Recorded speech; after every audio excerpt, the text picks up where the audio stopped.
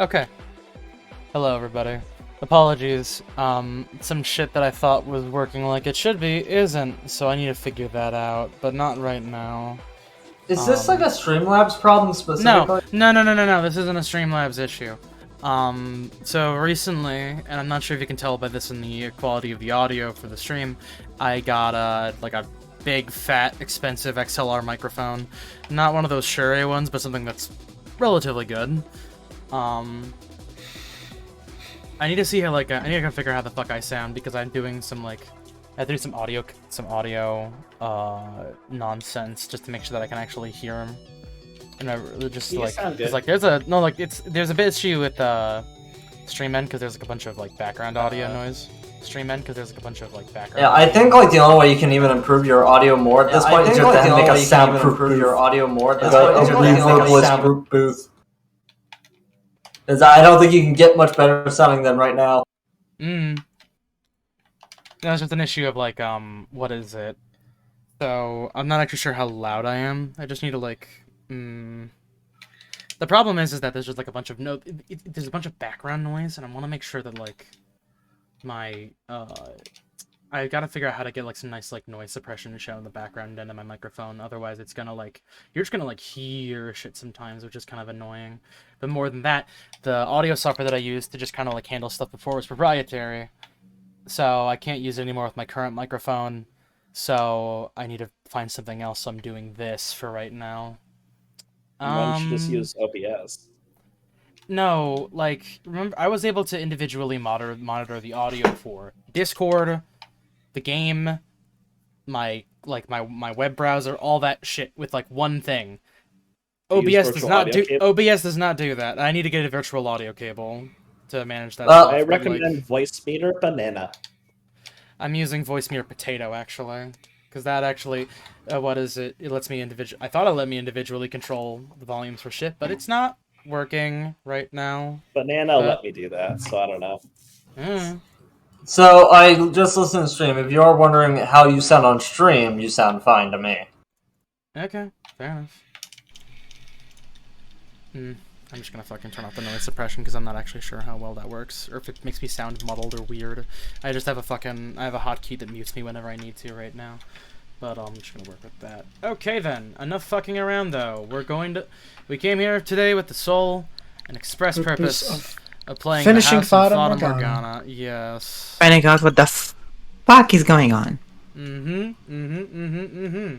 From the sound of it, this will be a shorter stream. You're wrong. Oh, it's so bass boosted. Oh, is it louder than before? Hold on, I gotta... No, it's just Really? No, my volume was at 200%. Yeah. Yeah, the stream sounds fine. What did Real watch? It was very quiet. Oh yeah, the robot scene yesterday was relatively quiet. Yeah. Maybe pretty loud. Yeah, we're good now. It's us, not you, Orange. It's all the way up too when it fucking hears out. Yep, I just listened to stream. Everything is good. Cool, I need to turn this down anyways though, because it's also blowing up my eardrums. I'm gonna be real. I don't know how Fata Morgana will surpass the and only the Yuru Kill finale. I thought you were I gonna don't say think it can Anonymous be Agony. I don't think it can. Hold on, there's a spider on my laptop. Oh no! Oh gosh. Shake its hand. It's a You visitor. too. I have fucking cockroaches in my house. Am I crying? Which one? There's 8 of them. Shake the one it offers. I'm just gonna give it to God. Alright. Oh, boy. Wait. You wanted to kill it? It's very easy to get rid of a spider. I just wanted it off my computer. Outside like everyone else should. I refuse. You could just grab it and throw it. It's a spider. It's a Got jumping. you. It's a jumping spider. Those bitches are fast. Anyways. It's okay, Randy. I won't get bitten and Plus, it's die. a big spider. That's different. Anyways. Don't worry, Ren. I'll protect you. Oh my god. Hush. He has shoes. Hush, little spider.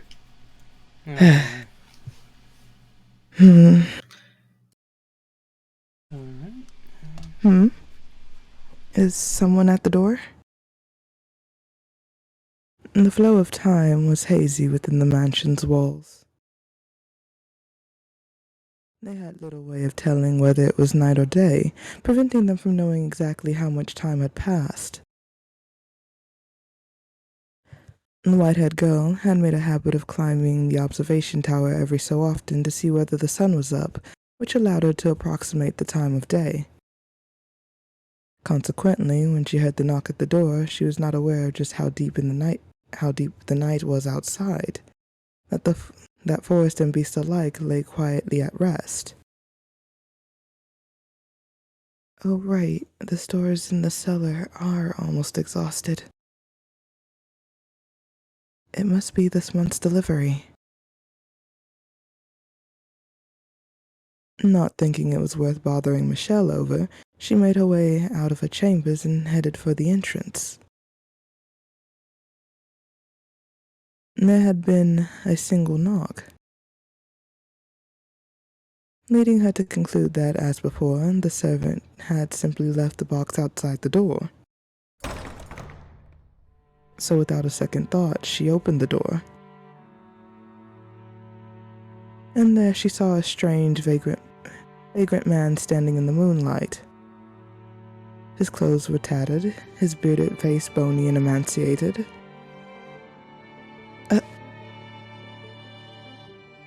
She gasped, shrinking back several paces. The heavy door began to swing shut, but the man forced it open, glaring down at her with unfocused eyes and mumbling.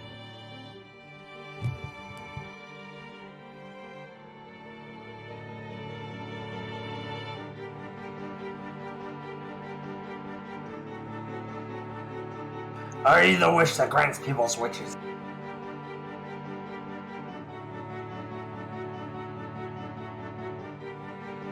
Which did that come through? Oh dear. Give me a sec, what?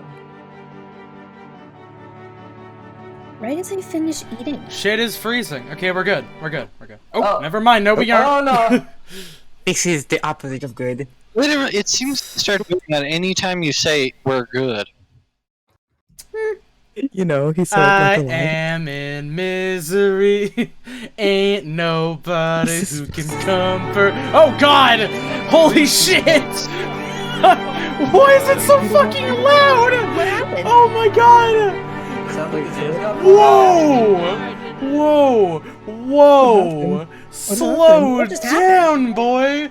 Holy shit! I don't know why it didn't keep the audio level consistent, so it just fucking blew out my eardrums. Jesus Christ! I hate voice meter. I hate voice meter. Ah! Anyways. Hold on, actually. Yep. There we go. Nope. You hate voice All right, meter. never. Hate voice meter. It You was hate working voice so meter. well. What happened? No. No. All right, we're good. All right, we're good. We're good. We're good. Start again. Yes. It was in that moment that the white-haired girl realized she had been careless. The man had sought out the mansion because he believed the legend of the witch. And he did not seem particularly right of mind either, perhaps a result of wandering through the forest for several days, or perhaps it was because he was so beaten down that he thought to ask for a witch's help. In a word, he seemed mad. No. There's no witch here. Sure there is. Don't lie to me. I can hear the witch's voice. She led me to this one, up to this house. I promise you there isn't. Now, please be on your way. Have you any idea how long it took to find this place? How many days I've gone without food or water? And you tell me to get lost?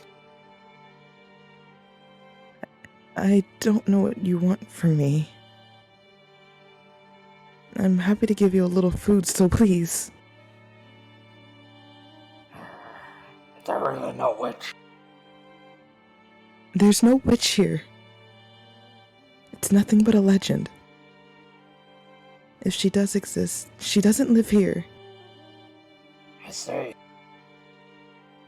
That means you're just an ordinary person. just a person, just a girl. So there ain't a thing you can do. No, get away from me. What are you doing? I'll waste time waiting for you to give me a little grub when I can just take it all. I'm starving here. So hungry I could eat a human. You're about to commit a grievous sin. Are you not ashamed to act in defiance of God? God. If I believed in God, would I come begging to a witch? I don't fear him. I sure as hell don't fear people. Who's gonna show up at a house in the middle of nowhere? Who's gonna call me out? Or who's gonna stop me? No one, that's who. No one's gonna stop me, and no one's gonna offer me salvation. Ah, there's a thought. You're a woman, so before I kill you. What are you doing? Huh? There's other people here? The white-haired girl lay pinned on the floor beneath the yelling bandit, pleading for help with her ruby eyes. As soon as Michelle grasped the situation, he tossed his candlestick aside and leapt for the man.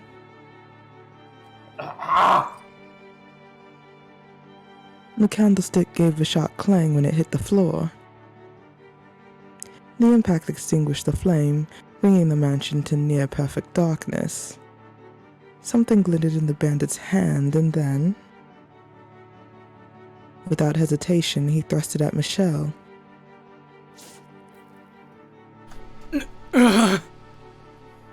Michelle! Stuff must have been come at me on home. In his hand, the man held a knife, its tip dripping with Michelle's blood. Red spilled from the gash in his arm, and the flow growing heavier with each passing moment.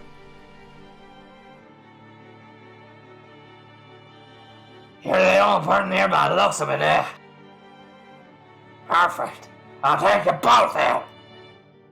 You Ah, don't appear to know whose house you're trying to break into. what are you talking about? Regret your ignorance to your very last breath. You messed up in the head, you madman. I say hell back. Take one more step in.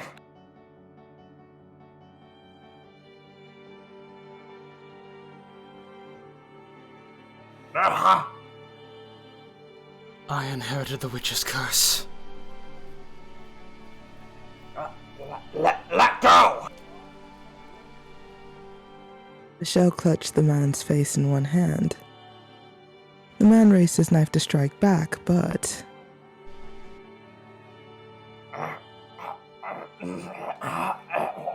What's happening?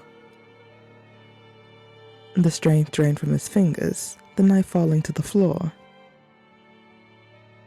The man writhed in Michelle's grip.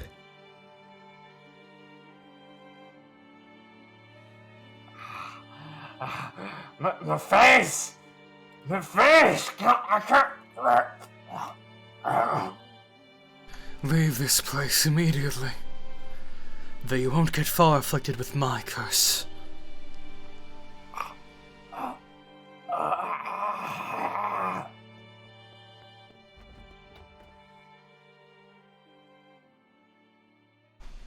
Helpless to fight back, nay, helpless to even consider fighting back, the bandit fled from the mansion in terror. In his wake, only the white-haired girl and the bleeding Michelle remained. I just saw a man's life drained from him. His face withering away, sucked completely dry. I didn't doubt him, but dear God, that was quite disturbing for you, I'm sure. No, not at all. It's my fault anyway if I hadn't been so careless. Oh, your arm. We need to get that wrapped up. Please do not touch me. You mustn't touch me. The wound is hardly fatal. It's all my fault. I'm so sorry. No. A degree of the blame falls on me for saying nothing. Next time someone comes to the door, let me know. I'm sorry. Please. You don't need to apologize. Well, Yes? for once, I'm actually proud of myself. Proud that I could use this terrible ability of mine to do something more than just take life. To protect someone I care about. So, like I said, please, don't apologize. Alright. Thank you. Michelle? Hmm? I'm glad you're here. I care about you too. Thank you.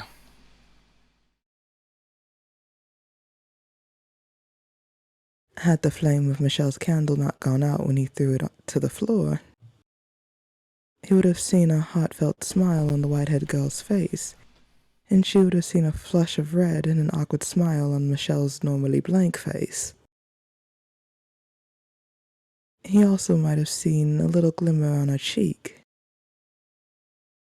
where a few drops of his blood had landed. But alas, they had no light. Oh wow, we were that close to a chapter Whoops. break. Whoopsie. It's fine. And the collapse of their happiness came slowly, gradually. Perhaps it was because she had touched his blood instead of his skin. But the deterioration of the white-haired girl's health crept along at a relaxed pace. The life was not sucked out of her in the blink of an eye, as it had been from the bandit. She merely grew progressively less and less healthy. Amidst her physical decay, she was bestowed with one blessing. Her beauty remained untouched. But as far as blessings went, surely there were others she could have been granted. Could God not have picked something else a little better for her?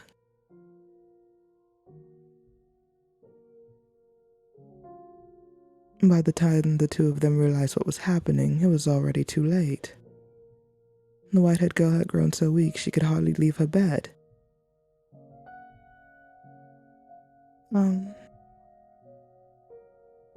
Yes, Oh, there you are. I am. Thank goodness.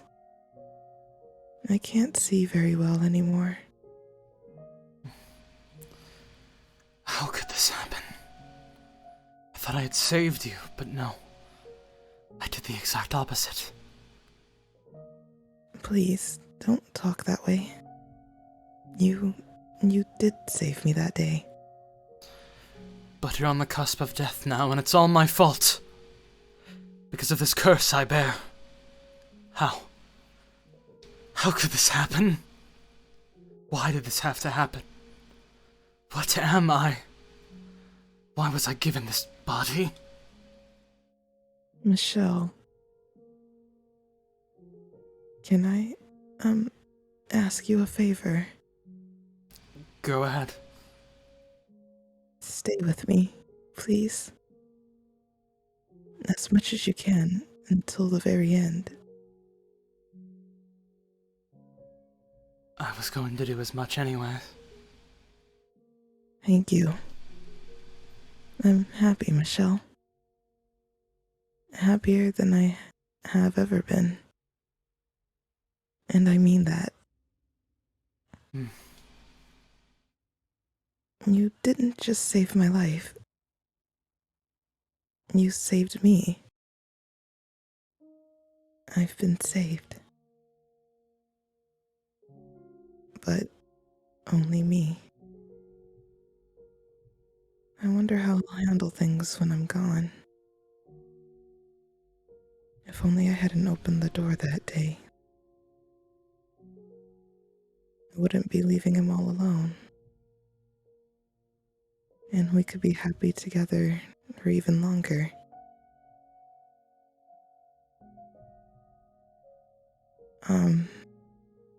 Yes? Would you please hold my hand?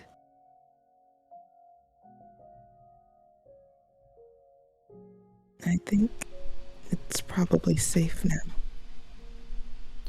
I will not. I cannot touch you.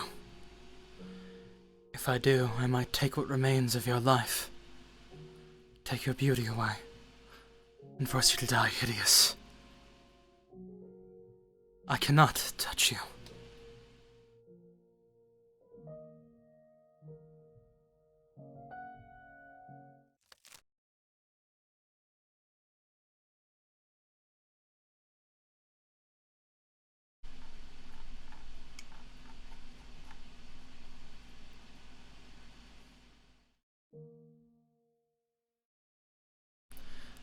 Dark.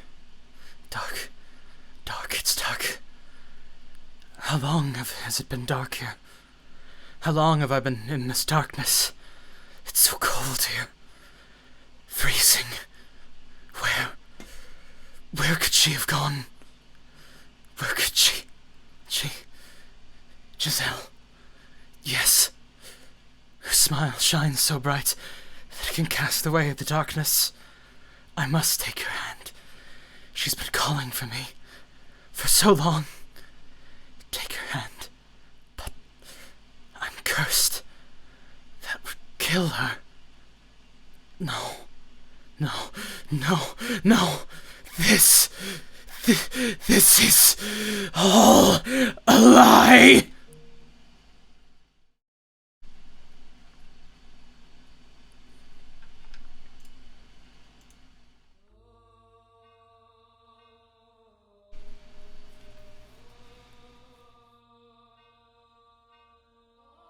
And here,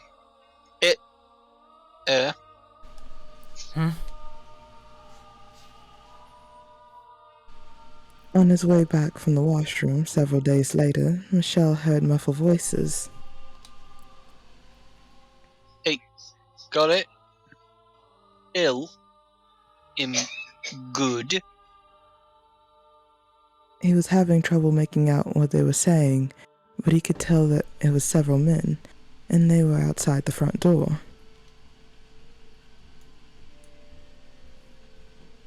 The fact that he could hear them at all through the heavy door meant they were probably shouting quite loudly.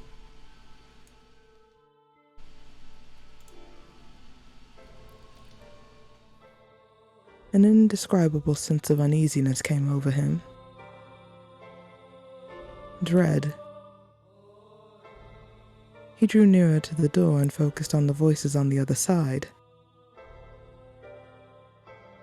And they grew clearer, enough for him to make out what the men were saying.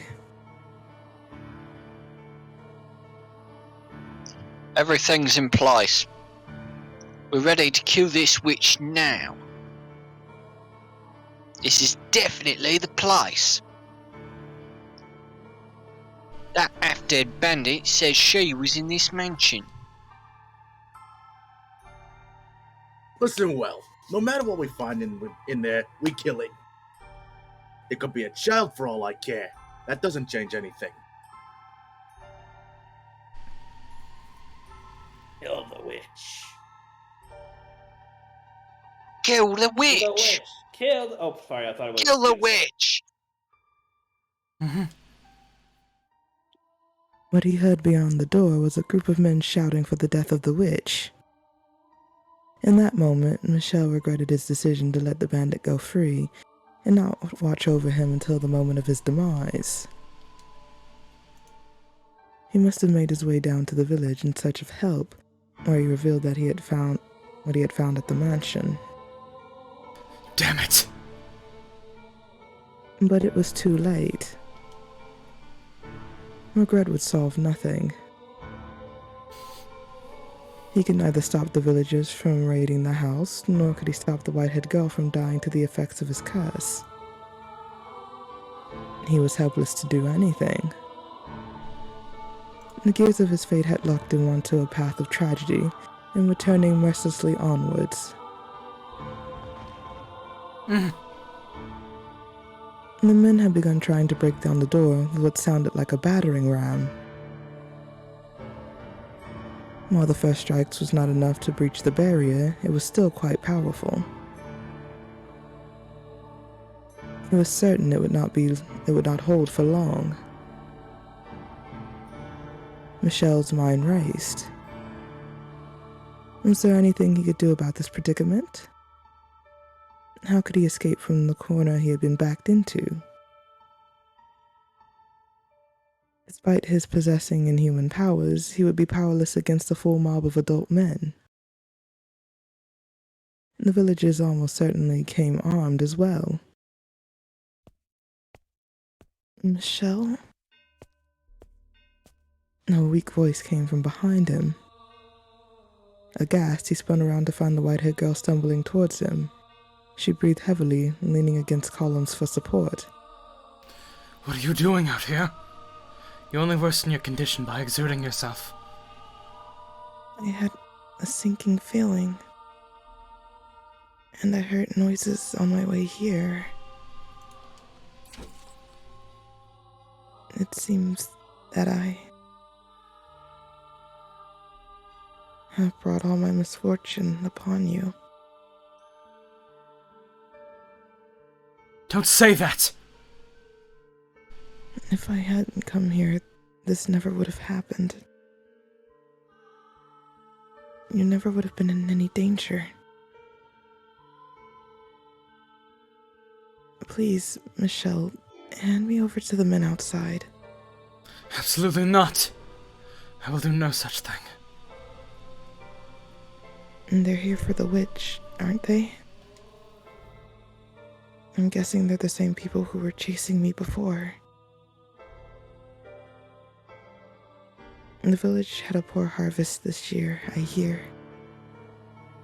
Like the village in the legend. And they believe it's the witch's curse.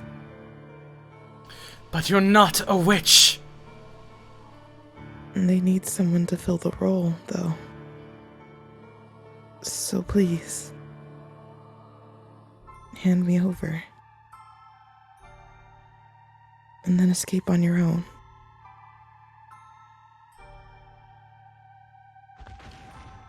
I could never. Please, Michelle. I'm the one who's cursed, not you. And you want me to hand you over? What would I have left then? Nothing. Not a thing. I would have nothing. After so long, I finally found someone who isn't afraid of me, who won't run.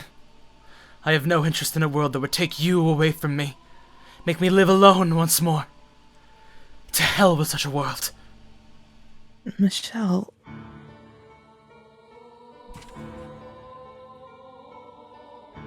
Would you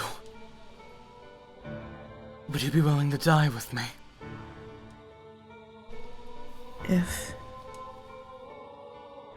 If that's what you wish, then stay with me until the very end.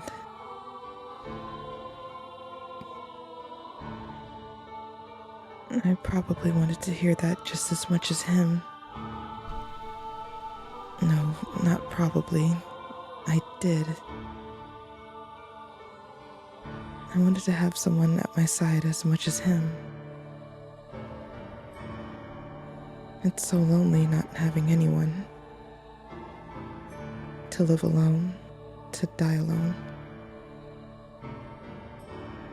To not have anyone watching over you. For no one to even know you're dead. I simply wanted someone to tell me they're here for me. To be there, to hold my hand. How wonderful that would be. And the sense of utter relief it would bring. It would be enough to cast away all the pain.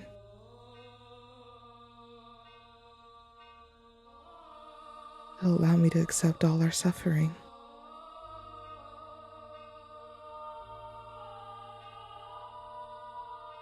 So please, tell me you'll...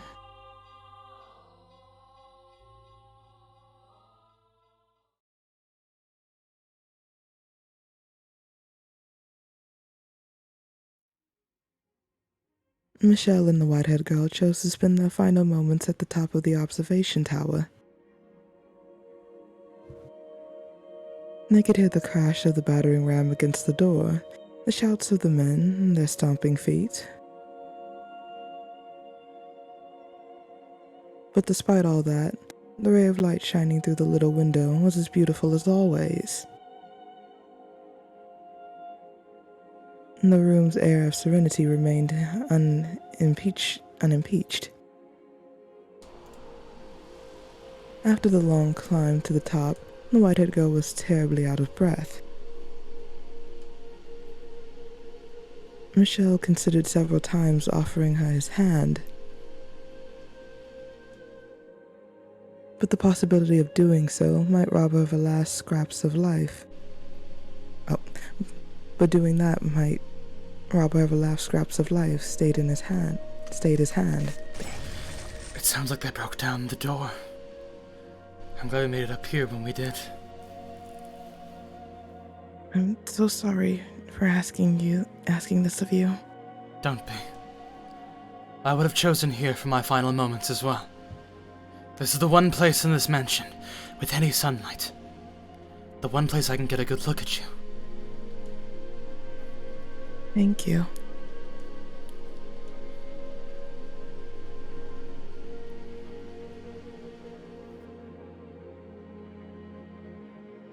I'm truly glad I was able to end up here. That I was able to meet you. And more than anything, that you said you cared about me. Have I managed to become an essential part of your life? Do you even need to ask? I wouldn't be here otherwise. I feel the same way as you. I'm sure of it. The two of us are more similar than you probably care to admit. Can I ask one more thing? Go on. Would you embrace me? If this is to be the end, this is to be my last chance, then I don't want it to end without being able to touch you. Please don't refuse me this, Michelle. Just do it, please. I won't keep you waiting long. Thank you. The truth is, I always wanted this. I dreamed of being able to hold you. I dreamed of it too. Thank you. I'm so very...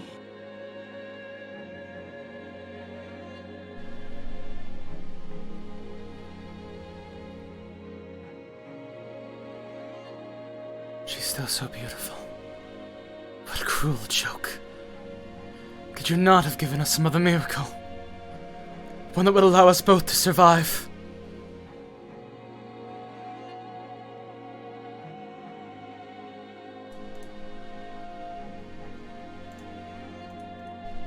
Where are you? Where'd you get off to? I can't find her, damn it.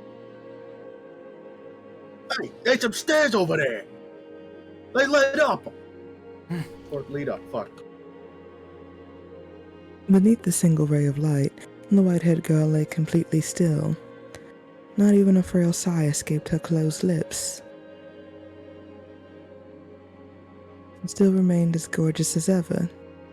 It was as though she had simply fallen asleep in the sunlight. Looking down upon her, Michelle determined to do one thing. I'll not allow anyone to sully this sight.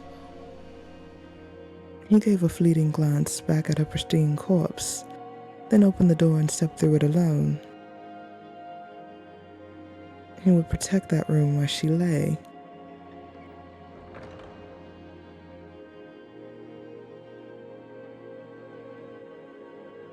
Aye, there's someone up here. So this is where you've been hiding, you infernal witch.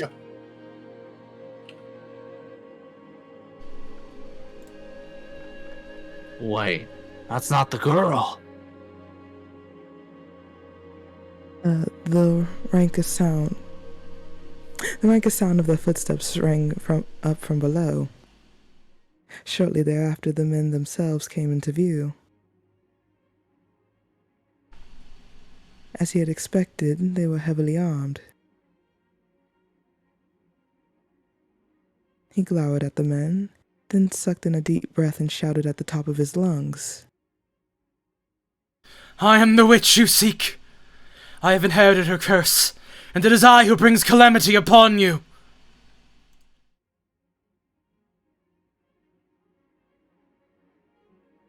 You hear that? But he's a... Man or woman, it doesn't matter. Death to anyone who has ties to the witch!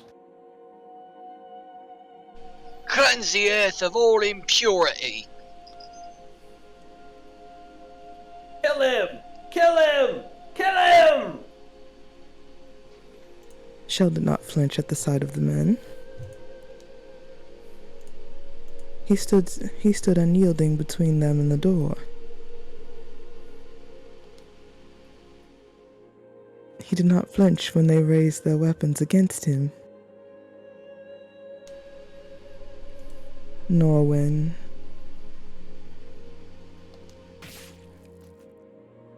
they pierced his body.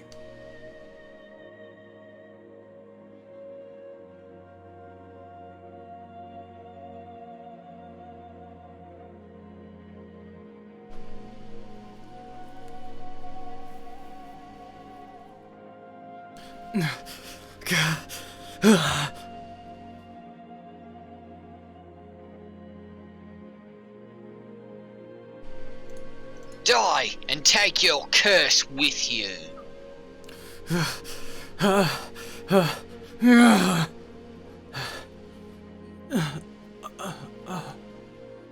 have no need for this life any longer.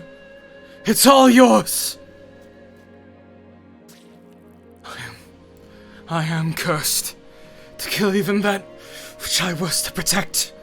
But at the very least, I could protect one thing before my life is done. Not even one of you will be able to leave this place. Wither and die by my curse! The blood spilling from his skewered body flowed down the stairs, down and down like a little river, soaking the feet of every single man who had stormed the mansion. This was the last thing he saw before the final grains of life slipped between his fingers, which brought a faint smile to his lips.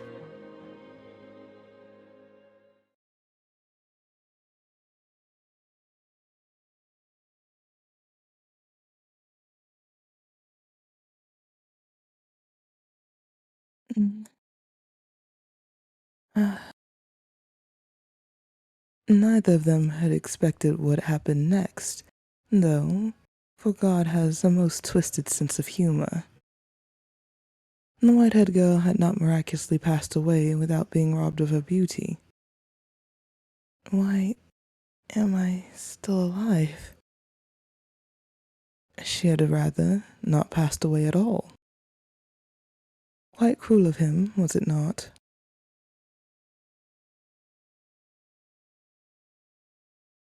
Michelle? Where have you gone, Michelle?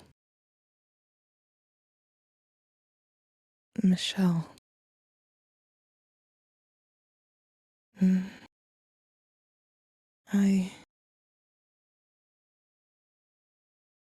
I smell blood.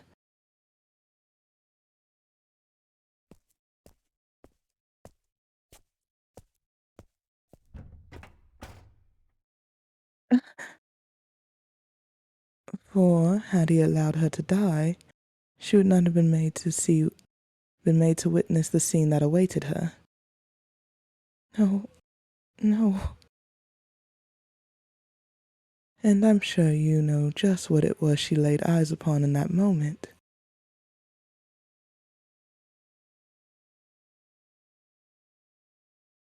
The ravaged corpse of her beloved. A torrent of blood streaming down the spiral staircase. And the sickening stench it raised. No, why? And his was not the only body.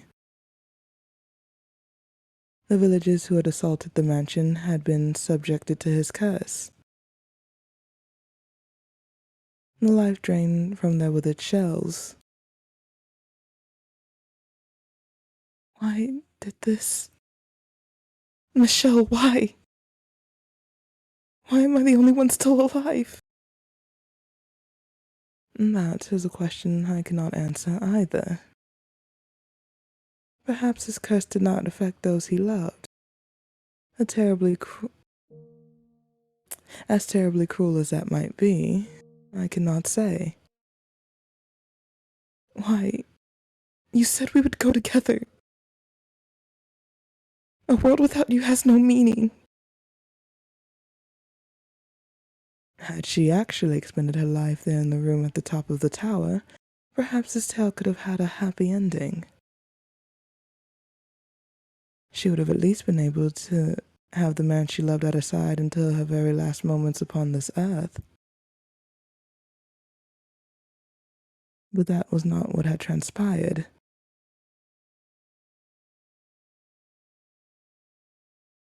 She had survived, been left utterly alone. I felt a profound pity for the miserable girl. So I called out to her.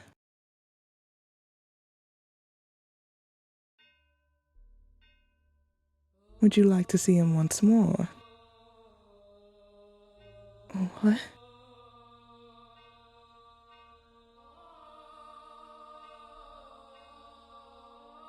I have the power to help you meet him again. Who's there?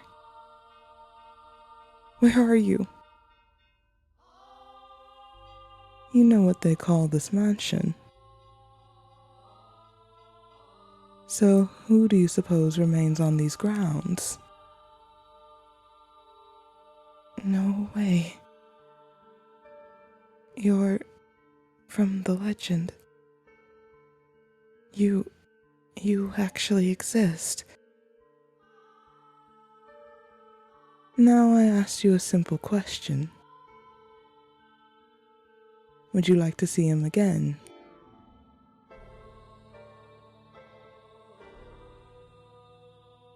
The witch grants people's wishes, but at a price. I said I wouldn't ask for assistance if I met her. But that's all changed. Now that I've lost him. If it's truly possible. Then yes, I want to see him. Bring him back to life. Regrettably, I cannot directly meddle with the forces of life and death. However, I can guarantee you this. Your reconstruction. Reconstruction. Correct. To ensure that you remain as yourself in future lives, and are not reborn as someone else, your body and mind shall be reconstructed,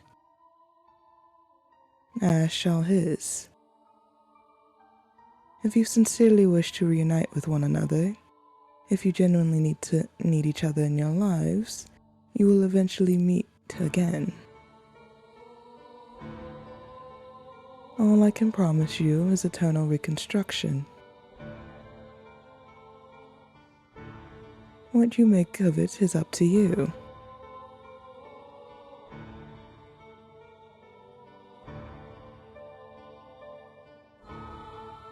You want to see him again, don't you? You want to hear his voice again, don't you? You want to feel his hand on your cheek once more, don't you? If that's what you want, then you must remain who you are. If you are simply reborn, that wouldn't be you. So there wouldn't be any point, would there? Me, as I am. And he, as he is. Make up your mind quickly. I will not wait long.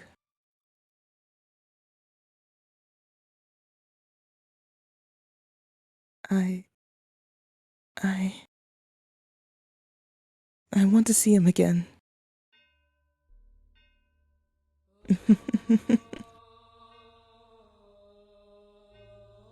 As you wish, sweet little girl. I shall grant you both eternal reconstruction. And pray with all my heart that you can attain true happiness.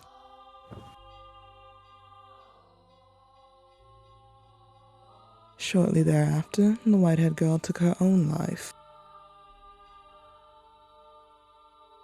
She decided she had nothing to gain by remaining in the present time, and that in order to reunite with Michelle, she needed to make her way to her next life. And thus, the mansion was left bereft of a master, to travel slowly through the ages until someone came along to give it life once more.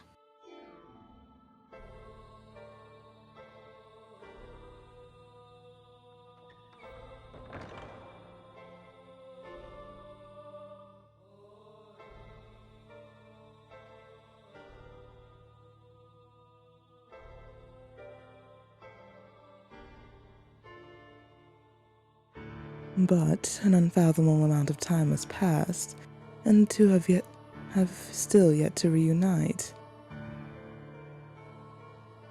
Have they, Master?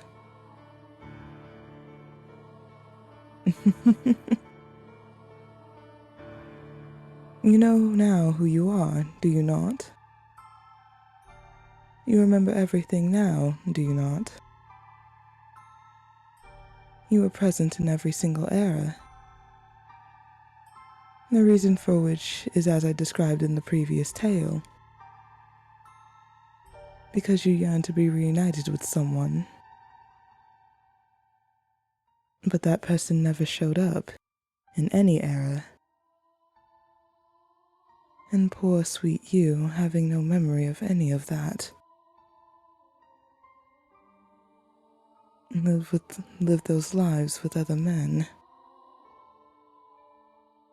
Did any surprise misfortune befell those eras then?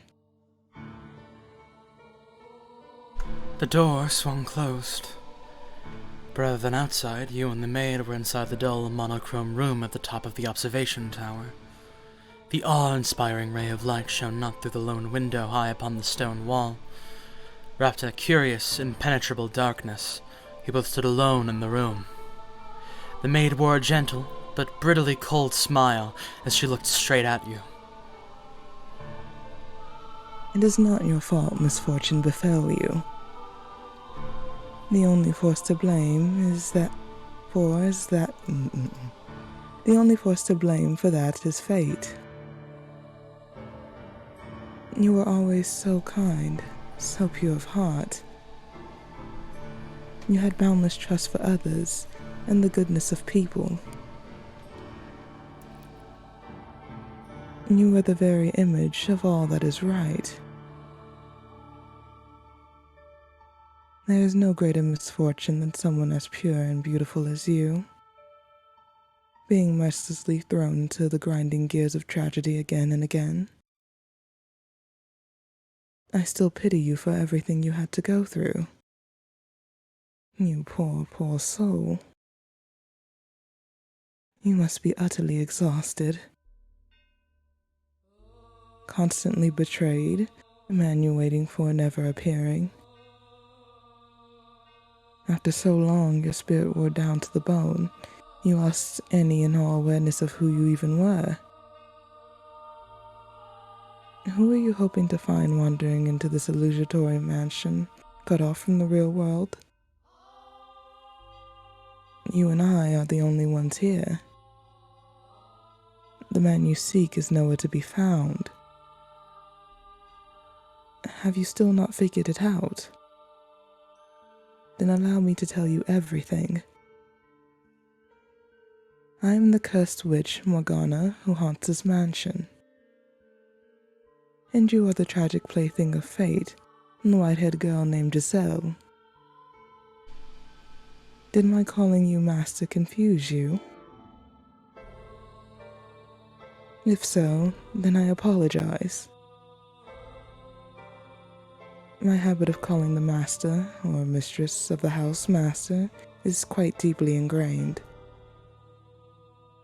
And yes, that means precisely what you think it does. That I've accepted you as my new master.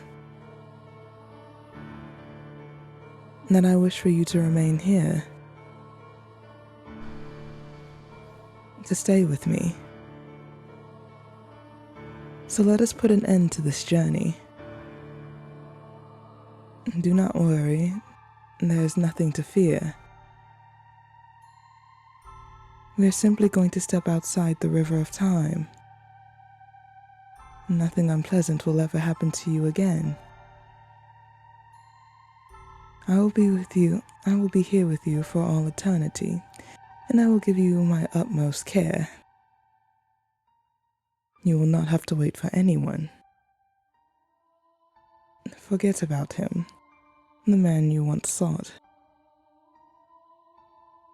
And I'm sure you shall find happiness. Please, do it for me. I've been waiting for you for so very long. I've wanted nothing more than to see you again. But you were continually stolen away from me. Despite my sincerest desire to spend my days with you. Which is why I wanted you to recall everything. But surely you would not willingly repeat the same fate. If you knew all of the pain it has caused you to suffer thus far. Spend eternity with me. In the gentle embrace of darkness. The maid extended her hand for you. Her fingers brushing up against yours were as cold as ever. But her breath tickled your skin pleasantly, and her sweet words rang in your ears, filling you with warmth. You thought back on your time with her in the mansion. She had indeed always treated you with great compassion, and nothing she had said seemed to be a lie. And so you pondered. What were you to do?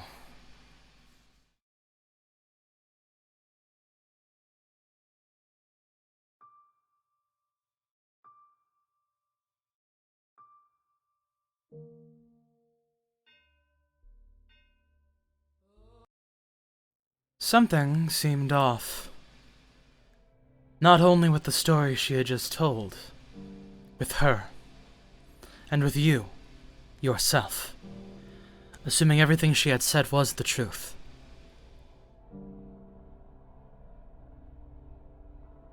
Which or not, my mind is made up. Which will strike you first, I wonder? Regret or the curse? You seem to be doing just fine. It's only a tale. The witch is real, very much so. It is not a legend, nor a fairy tale. The witch is me.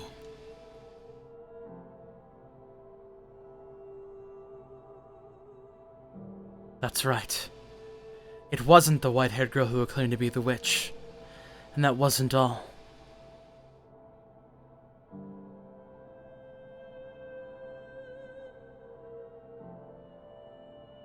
Joshy. Bitch, give me a second.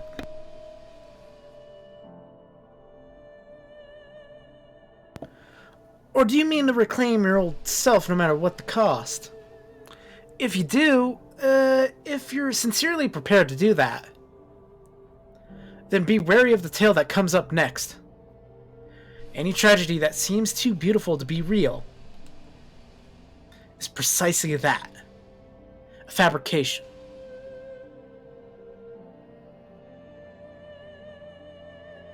None of your questions had been answered.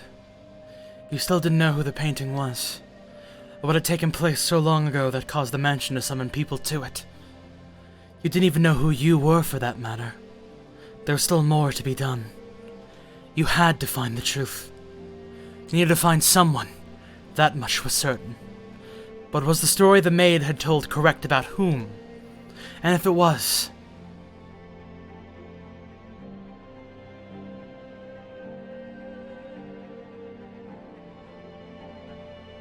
what about her? What about the woman whose name you couldn't say? The woman who had so cheerfully called you master?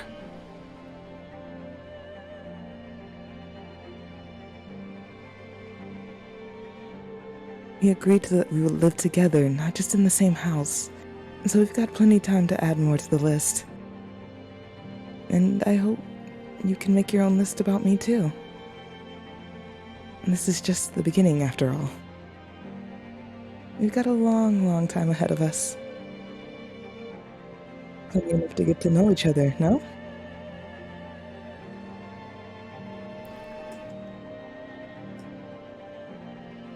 You must say her name. You must take her hand. You must make her smile once again. You mustn't reclaim your old self. It's dark. Dark. It's dark. It's dark again. It's dark. Dark. Dark. Dark. Constantly. Constantly engulfed in darkness. You threw it all away every single time. I must break out of this darkness. I'll give you a world that's not cruel to you. I must escape and take her hand, because that's the reason. Oh, I've got a wonderful... I came here. You can curse them with me. I must return. I must reclaim. We can think of new ways to torture them. We'll all be happier if you stay here. Just think about it. Stay here in this world. You'll be right at home. No! I did the best I could for you, nothing more. This is not where I belong! No matter how much a world of darkness may suit me. You'll never be able to do it. I must reclaim my true self!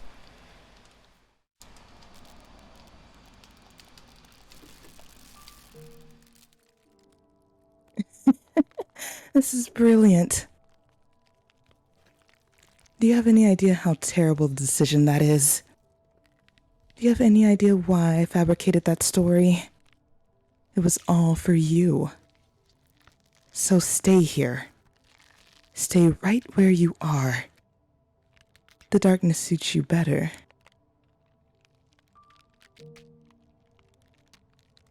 Remember what someone told you not long ago? That you could handle stories because they weren't your own? And that you were able to bear the tragedies because they happened to others? If that had been your suffering, The secret you kept buried away for so long had come out. You couldn't possibly have endured it. I must. But you're a sharp one. I'm sure you intended to keep those secrets tucked away forever. Do you really think I'm going to let you do that, though? Whatever you try to hide, I'll make sure your beloved hears every last detail.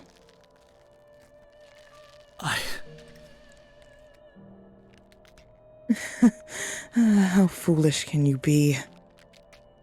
Despite all my encouragement, you still insist on getting your old self back. What do you have to gain from that? Nothing but filthy, ugly tragedy awaits you down this path. Don't get your hopes up, my dear. There's nothing for you there. You have nothing. I'm offering you a place by my side. You should just take it. There's no salvation for you anywhere. None at all, anywhere, from anyone, ever. I must. She has long since lost all grip on reality. And you think there's anything you can do for her now, despite having repeatedly failed to even regain yourself.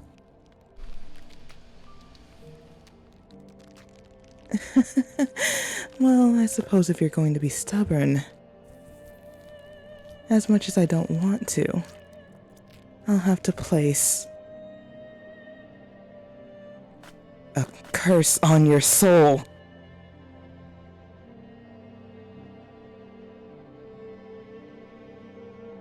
That's right. The white-haired girl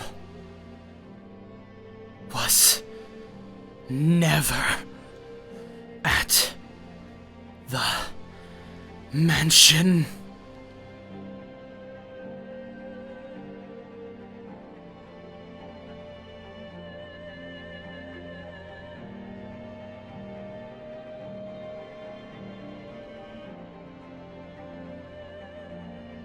There is still a story left untold. What? The fourth door was all a lie. What do you mean? It was not some sweet little tragedy. The story you told was pure fantasy. No, that was the truth. That was where it all began. Because of what happened then, you spent innumerable years lost until you showed up here and... What? You reach out, grasping for it. You pull yourself in. Your silhouette, which has been hazy until now, begins to take form. Your mind, your consciousness, your heart, your soul, and your body. Who are you? The veil in your mind dissipates. A crack forms in the shell encasing you, then another. The invisible shackles chaining your spirit fall to the floor. Reality fades in atop the indistinct, foggy world around you. Bony fingers appear before your eyes. Long hair. Your voice, no. My voice. My body. My fingers. My arms are frail and my joints weak. But despite my resemblance to the white-haired girl, I am not her. This is who I am. I have finally reclaimed myself. You weren't waiting for the white-haired girl. You were waiting for me. And that's exactly why I came here. What? I have no idea what you're talking about. I've always waited for the white-haired. There was never a white-haired girl. There was only... This time I must say her name. She is... Giselle. There was only you. I am... Giselle. No, I'm not Giselle. I'm a servant of the house. And I'm the witch, the cause... You are not a witch! The witch is someone else. Why do you insist that you're the witch? What changed you so much?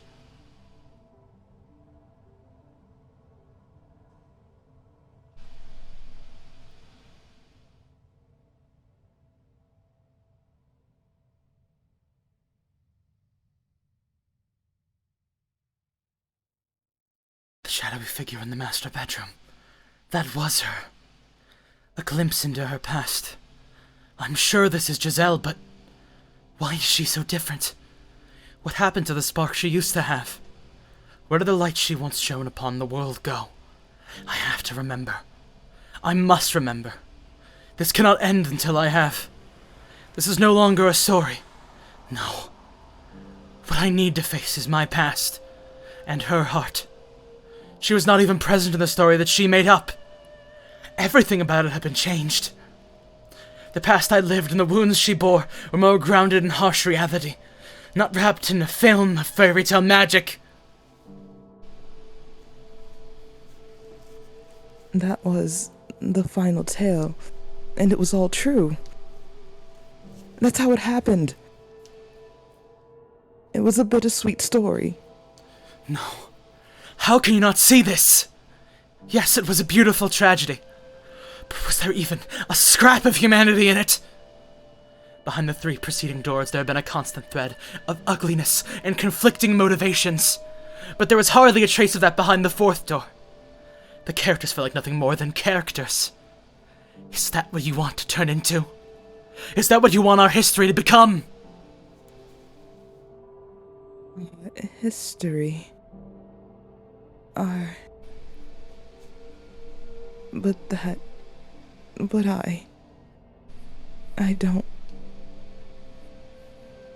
don't remember anything at all. You don't remember anything? No, I don't want to. I don't need a past or a future. All I have left inside of me is uncertainty. Giselle. No. That is not my name. Please stop trying to confuse me. I'm fine with the way things are. If it means I don't have to hurt, that's all I want. So please, just let me keep being the maid. Let me keep being a guide, not some foolish girl. Is that what she honestly desires? Does she want to cast aside her past for good? If so, then...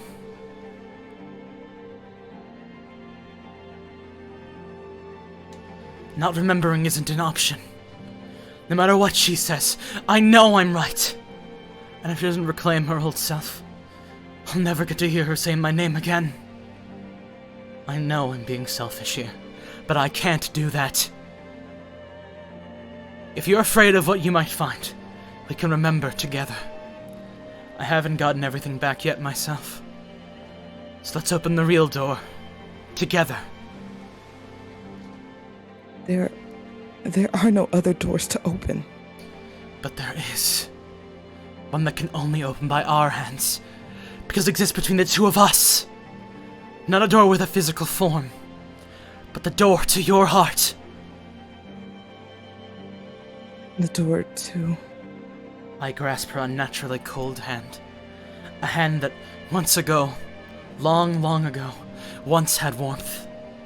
If she can't lead the way, then I have to. I must pick up the pieces for our race history, so we can both reclaim ourselves. Find the actual truth. No matter what we may uncover, I will not let go of this hand. No. I mustn't let go of it. Darkness falls over the world around us. The floor upon which we had been standing flickers out of existence, sending us dropping into an endless abyss. This dark pit. This is her door. Her history. Her heart. Let's try this one more time. It's not a sweet story by any means. It's a story of betrayal, anger, hatred. We caused each other pain. But that's the road we traveled. And down that road lies all the answers.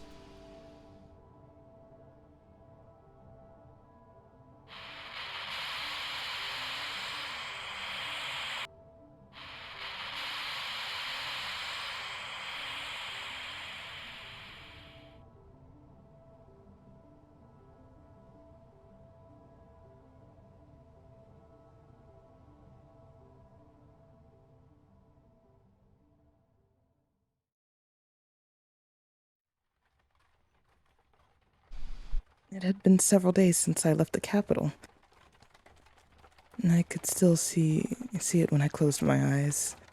The people lined up on the Grand Point, awaiting entry, eager to start a new life there, brimming with hope. It was a city people were willing to pay high taxes to live in. If you were a performer, you could get some of those costs shaved down a bit by putting those skills to use. And the capital was harsh on those who wanted in and apathetic about all who left. It was composed of powerful nobility and clergy, wealthy merchants and bankers, and a large population of poor. And it was the city I'd called home for a long time. I didn't know much about where I was heading.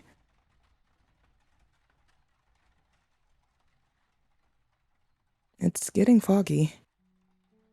Looks like it might rain. Maybe we should take a little break? You want to keep going? Oh, all right then. The coachman was frustratingly taciturn. He acted as though he had gotten stuck transporting a prisoner. And though that was hardly a stretch.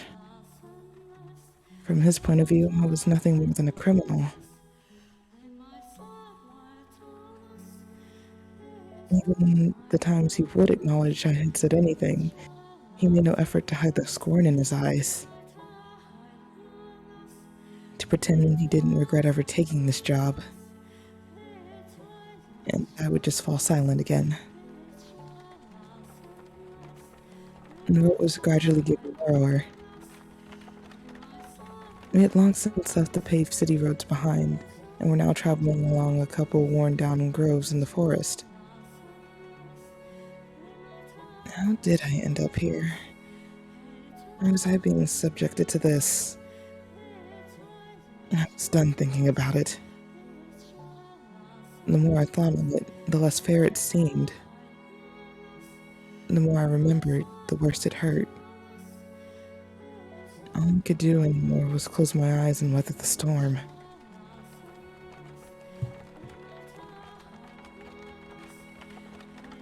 Deep within the dense woods, a mansion appeared before us, like the world fading into view after a dream. It didn't seem to be an especially large house, but it had obviously been constructed with a great deal of care, and it was thankfully not standing in ruins. This deep in the forest? The carriage came to a stop, and the coachman climbed down, signaling with his chin for me to get out. Thank you very much. You must be tired after such a long journey. This is the mansion I'm looking for, yes?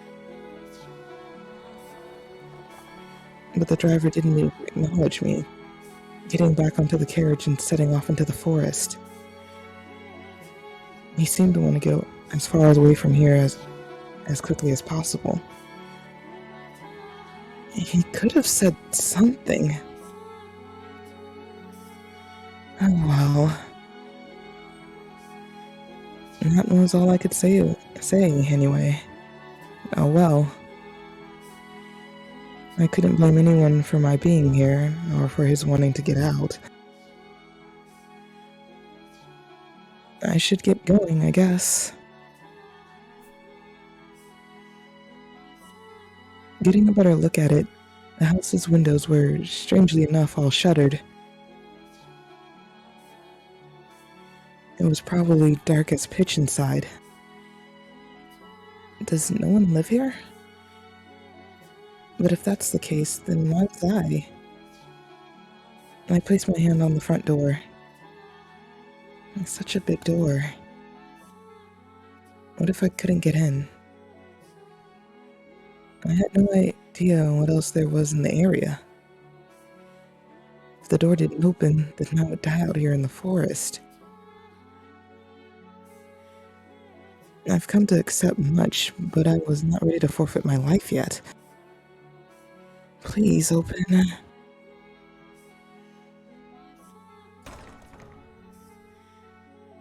It's not locked, I guess.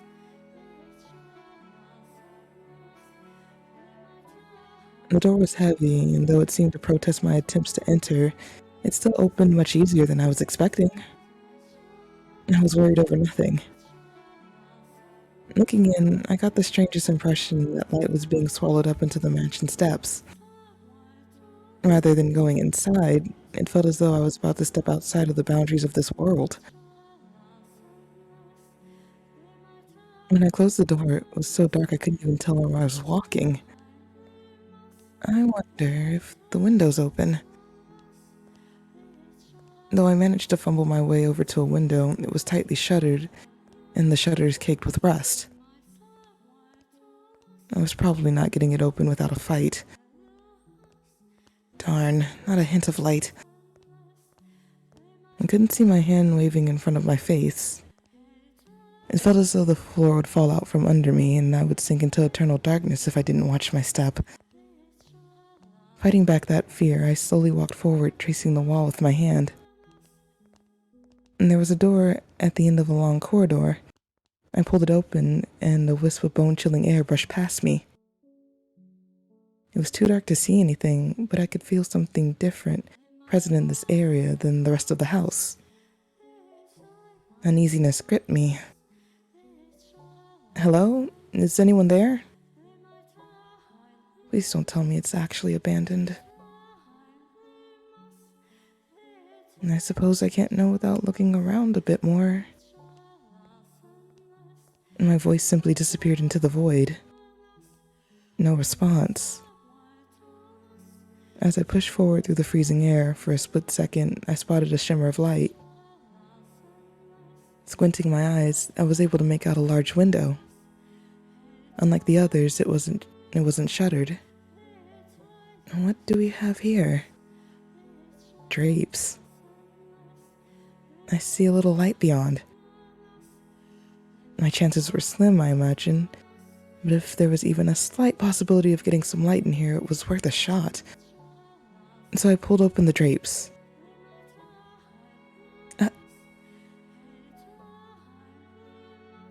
In the next moment, faint but colorful light shone down on me. It was a stained glass window.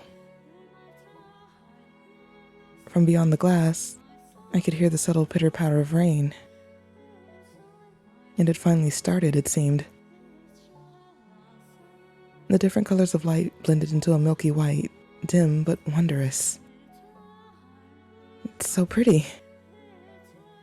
It looks like an angel?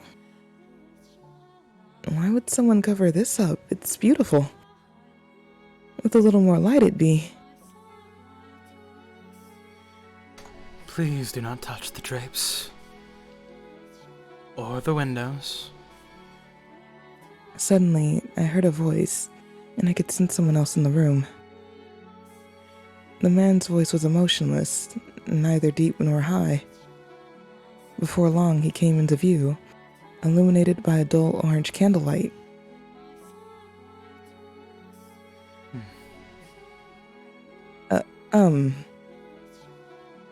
I'm sorry for coming in uninvited, but, I did announce myself. The man stood there, practically blending in with the darkness. Had he been there the whole time? He was staring straight at me.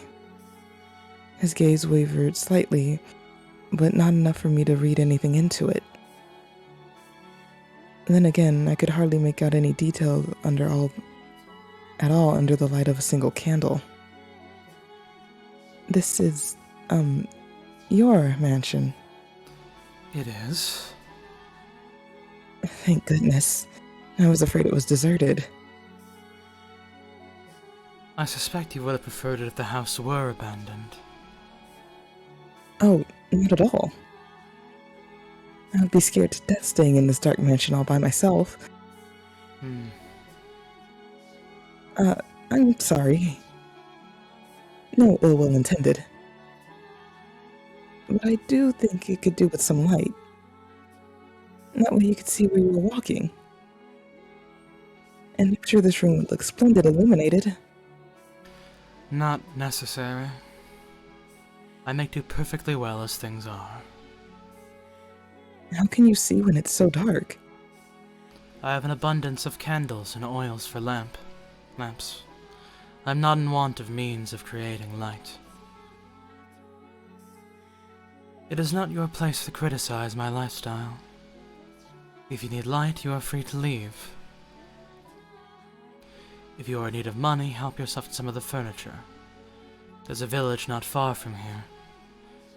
Trade it for food, then make your way to a larger town.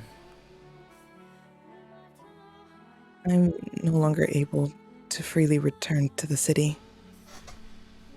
I cannot go back there.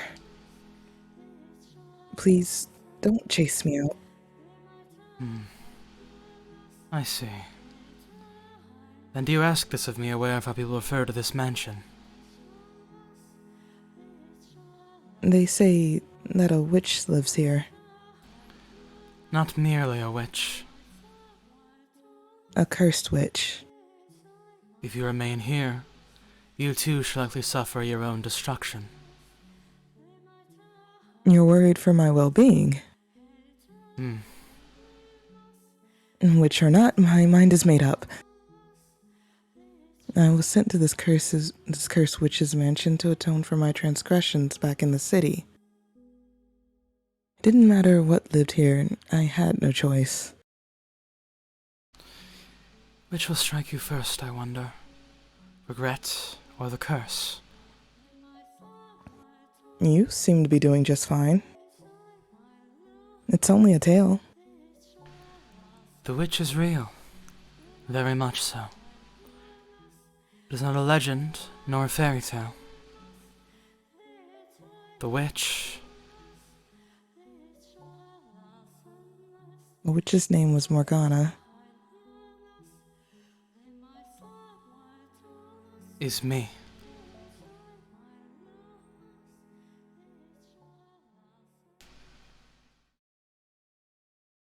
Yes. That was our first encounter. It was nothing flowery or dramatic. It was rather laced with suspicion and wariness. We knew nothing about one another, and I had no interest in changing that. But nonetheless, that was where it all began. Where my history with her commenced.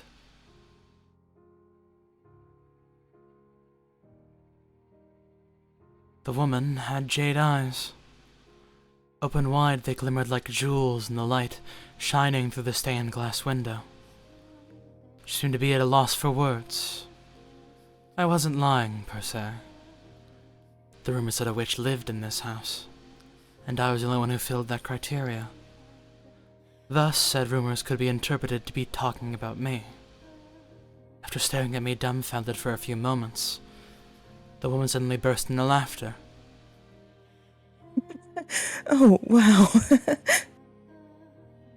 Here I was thinking you were kind of scary, and it turns out you were actually quite funny. What? I never would have guessed you were someone who would tell such a ridiculous joke with a straight face. I wasn't... You don't look at all like a witch. I mean, it's dark and I can't really see. But you seem to me like a rather handsome man. The word witch. The word witch has broader meaning than just a woman who practices magic. Any unholy person with cursed powers, man or woman, can be considered a witch. I think I get what you're trying to say, but my mental image of a witch is definitely more of a woman. So you're not a witch? To tell you the truth, I didn't know who might be here, which had me rather scared. But I think I can make this work. What do you... It's a pleasure to meet you, Master. Master? I was sent here from your old home. I was an Abigail for your mother, but, well, I might have made a little goof. I froze the moment the word left her mouth. Home. It rattled around in my skull, shaking up terrible memories that almost brought me to my knees. Why, after all these years, were they reaching out to me now? Not even sending someone to bring me back. Just sending someone. To what end? For what purpose had they shipped an Abigail out to this remote mansion? What was my mother thinking? Was this another one of her attempts to break my curse? What do you mean you made a little goof? My voice came out weak. I did my best to let it show in my face. It was a teeny tiny mistake. Nothing you need to concern yourself with. What did Mother say about me? Well, it was actually your father who told me to come here. I never really spoke to your mother much. Father sent you. That made even less sense. Why would he have... Did Father even know I was here? No, if he had known, I would have been... Who was this woman? What was her goal in asking to stay here? Well, there you have it. I'll be here for a while. If you need me for anything, do not hesitate to ask. I'm confident I can handle most everyday tasks. Now, where should I begin? Oh, I know. Are you hungry, Master? Food? I can't imagine you eat much being as skinny as you are. I turned my back on her without responding. No matter what her goal was, she had been sent from that house. There was no way anything good could come from that, and there was no way I could live with someone who had ties to them. I prayed she would take a hint, give up, and leave. Master. And so I kept ignoring her. Master. I ignored. Master. I ignored her. Master, what would you like for supper? Nothing! But failed, spinning back around and shouting. Her eyes went wide, and then she gave a sheepish giggle. I glared at her as she fidgeted uncomfortably. Eating is one of the most basic human needs, so if you're hungry, you really should eat. I said I didn't want...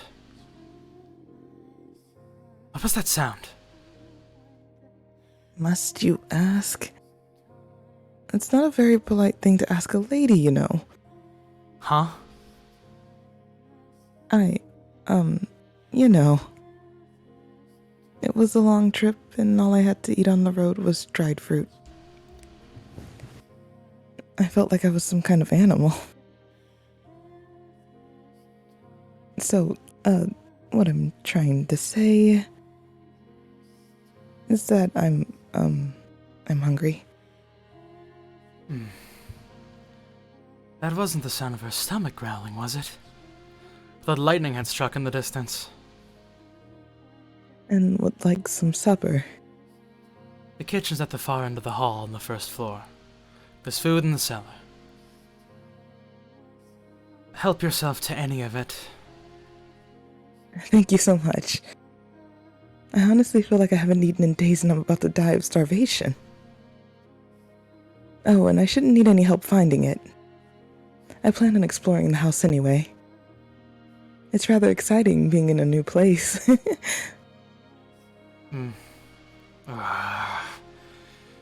Damn it, that did not go as planned. Oh well. She can do as she pleases. I'll have nothing to do with it. Oh, Master, are you sure you don't? No. Master. What is it now? My name is Giselle. It's a pleasure to meet you. And your name, Master? Oh, Master, you...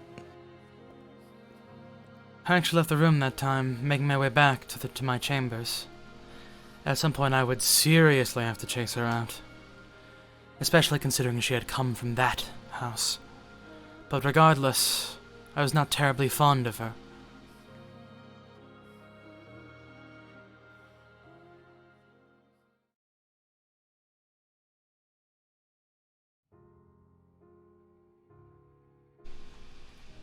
I didn't really understand Michelle. But that was probably because we were still essentially strangers. Having been sent to the mansion as reparation for my mistakes, I wasn't sure who I might find there. But I was tentatively convinced he wasn't a terrible person. He didn't do anything to me except stay away. Michelle spent most of his time in his chambers, which he had told me never to enter under any circumstances. So we rarely encountered one another in the halls. For that reason, I made an effort to be kind and cheerful on the sporadic occasion we did cross paths. I figured if I kept that up long enough, he would eventually warm up to me. And as new housemates, being able to enjoy our time together was obviously preferable to the alternative. If I did manage to break the ice, I hoped we'd be able to do some talking about the mansion, about him, about me. I just had to keep working at it.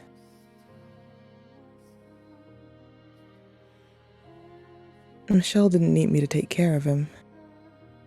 He handled his own day-to-day needs and activities by himself. In fact, he didn't ask me for anything. An aristocrat who had no use for his servant. I hadn't met anyone like him before. All right then. And that meant all I could do was clean. I wasn't sure how his room looked, but the rest of the house was, quite frankly, an absolute disaster.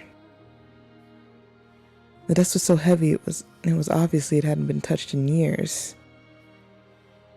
Let's get started. It couldn't be healthy to live in these conditions, so I set out to clean each room in the house one by one. That said, it wasn't going to be an easy task. Not because I was bad at cleaning. In fact, I considered myself quite good at it. But because it was near impossible to find all the dust and grime that needed cleaning under the flickering light of a candle. I can't understand how anyone sane can live in this dark. What's wrong with him? Maybe he's actually a vampire. Oh god, wouldn't that be something? I can see it now, him sneaking out at night to suck the blood of pretty girls. Faceless.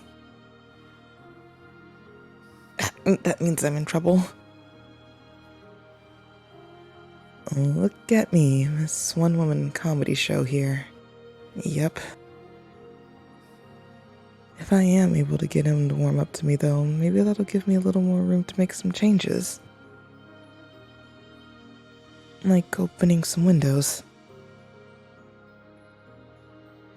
No light, no fresh air, no thank you. Anyway, I set the candlestick down, pull over a chair to stand on, and started wiping down the shelf. The chair's legs seemed to be uneven as it wobbled slightly beneath me. So many books. No wonder, do they all belong to him? I knew parchment was expensive, so it was rather astonishing seeing this many stacks of it in one place. And there were even some books with bulky, extravagantly decorated covers. He does come from an esteemed family. I'd spent enough time at his family home. It was a constant bustle of servants and guests. The exact opposite of what this mansion was like. Why had he left his home? What had he done to be sent all the way out here, to this remote mansion with a less than savory reputation. I need to be careful not to overstep my bounds. I am a servant now. A servant.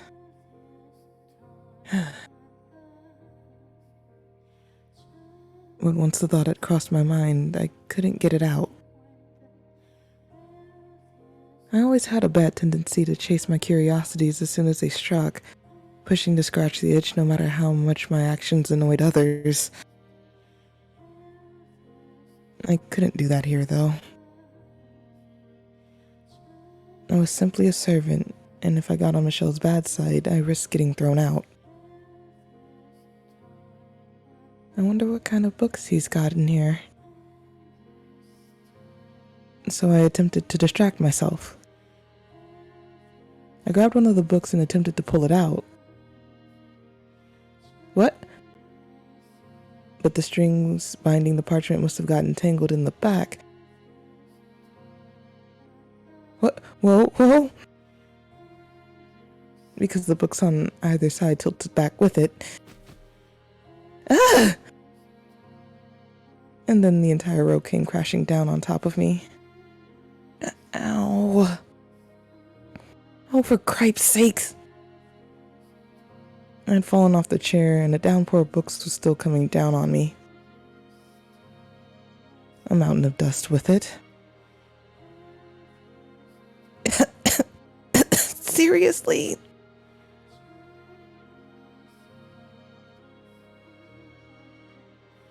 What are you doing? What?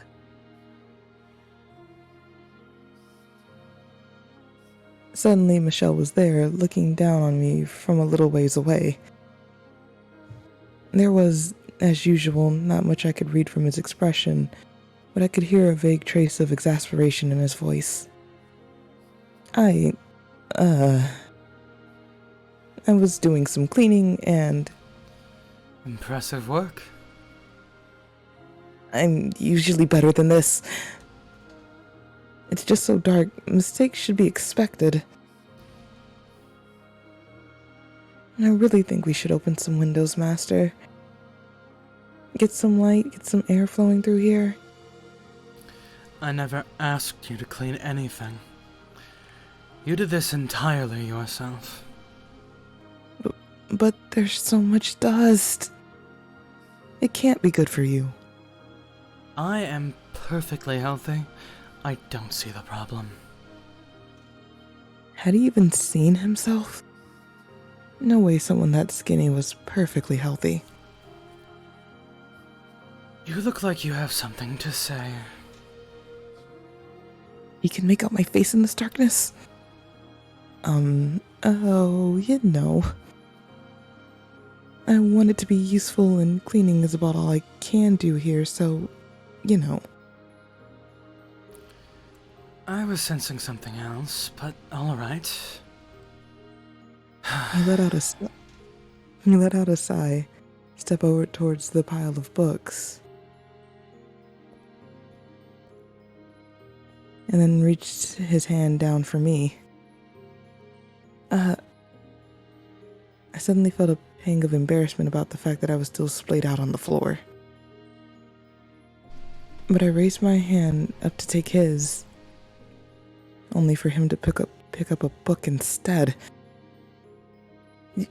You could at least help me up. You have legs. He said, casually returning the book to the top of the shelf. Maybe I was wrong. Maybe he was a terrible person.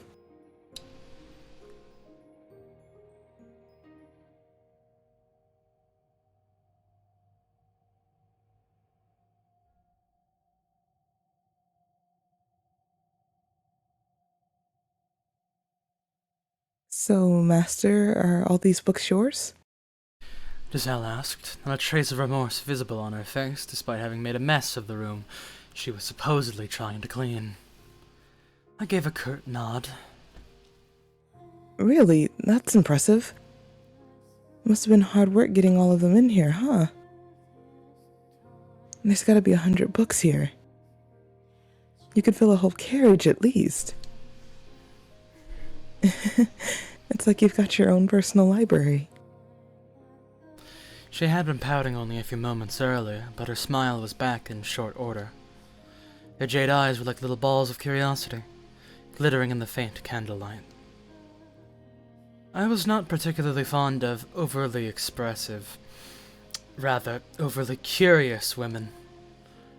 Did they not care that they trampled uninvited into other people's personal spaces? Or were they not even aware that their actions were invasive? I averted my gaze from hers. I receive one roughly every month. I see. Wait. She turned back towards the shelves. I presume she understood the implications of what had just happened. But the fact that there were nearly 100 tomes here, and I received only one a month. Huh. Giselle fell silent. I couldn't blame her if she thought my circumstances, or my family, or my life bizarre. But I didn't care what she thought of me. In fact, it was to my advantage for her to be uncomfortable. I needed her to stay quiet and keep her nose out of my business. There's more than I thought. I said not to her, but to myself. I had no reason to count the passage of time anymore. Only the books served as a record of how long I had been here. 121. What? There are 121 books. 10 years in 1 month. You were counting? I thought she had just sheepishly gone quiet. What an inscrutable woman. You've been here in the mansion for that long. All by yourself? The truth was, there had been times when I wasn't alone. But Giselle had no need to know that. You already know the answer. A look of pity formed in Giselle's eyes. Enough. I never asked for her sympathy. I am here by choice. You mean you weren't banished here? No restraint, this woman. No. I came here of my own volition. I didn't care enough to elaborate, though. Picking another book up off the floor, I brushed the dirt, the dust, off its cover. It was a gaudily decorated tome. That's a very fancy book, isn't it? But apparently, Giselle's unable to take a hint. What's it about? I let out a sigh, and opened no page in particular, sticking the book out toward her. She was a servant, and a woman. There was no way she could read. Let's see here. This land is hardly suitable for cultivation. It can only produce silver sour grapes. I would probably get more out of it if I tore down the fields and made it into a market. Sounds like a lord's diary. You can read? I was caught slightly off guard. It was rare for a noblewoman to be able to read and write, let alone a servant. Was she truly what she claimed to be? I had someone teach me. So, is this book any interesting? It's a dull, worthless tripe. I can't imagine why anyone thought it was worth binding. Tough crowd. But it's not very often you get to see a lord's diary. I'm rather curious what kinds of things he griped about. Lord or king, what value was there to another's grumblings? There's no knowledge contained within that book. Just emotions. Unsightly scribbles. And there was nothing more exhausting in this world than being emotional. If you want to read it, be my guest. That wasn't my intention at all, but alright. Once I got the whole mansion cleaned, I'll read it. I told you don't have to clean. Oh, I've got an idea, Master. If you're interested, maybe we could read together? Did you hear a word I just said? It's dull, worthless tripe. Still, you might see it differently if you read it with someone else. And I'm sure there are some books here you would enjoy, Master. You're wasting your time.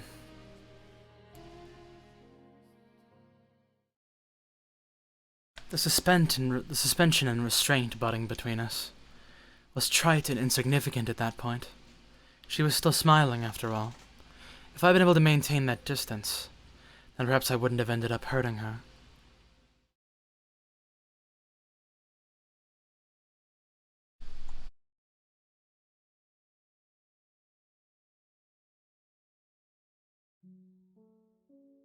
It had been a little under 2 weeks since I had moved in with Michelle. And though we lived in the same house, we rarely saw each other. On unlucky days, I wouldn't see him at all. I wasn't sure if he ate in his room or our schedules were simply misaligned, but we never had any meals together. Perhaps he was deliberately avoiding me. And that has to be it. I know servant and master don't usually eat at the same table, but even so, he could be a little less obvious about it. Am I really that much of a nuisance? I'm not doing anything inappropriate, am I? I'm being pleasant and sociable, aren't I? I haven't given him any reason not to like me, I think. I hope. He had never been very enthusiastic about my staying here. But I hadn't been given a choice. I had been sent here by his family. Besides... No, out with negative thoughts. Gotta stay positive. Yeah, he hasn't tried to chase me out yet. I just haven't broken the ice. I had to stay positive. Optimistic. Happy thoughts. And be myself. As long as I kept working at it, with enough time, Michelle would surely come around and not be so distant. I've got a goal, so let's get to work. First I'll make supper, then I'll ask him to have it with me. Gotta be proactive when it comes to the reclusive types. Alright, here goes. Or here would go. But we're almost out of supplies. Well, so much for that. The cellar was where the non-perishable food was stored. Dried foods, smoked meats, cheeses, and small scattering of root vegetables. Looking at this makes me feel like a soldier holding down a castle's fortifications. Had Michelle really gone 10 years on nothing but this? I would have raised the white flag long ago. He said he hadn't left the mansion in all those 10 years. I assume he at least goes out to get supplies, right? Running out of food is kind of a life or death matter. I can't believe he hasn't set foot outside once in... What are you babbling on about? Also, can you just give me like 1 second? I gotta go to the bathroom really bad. Oh. Are you sure this was supposed to be a short section? Please look at the response I have put in the chat.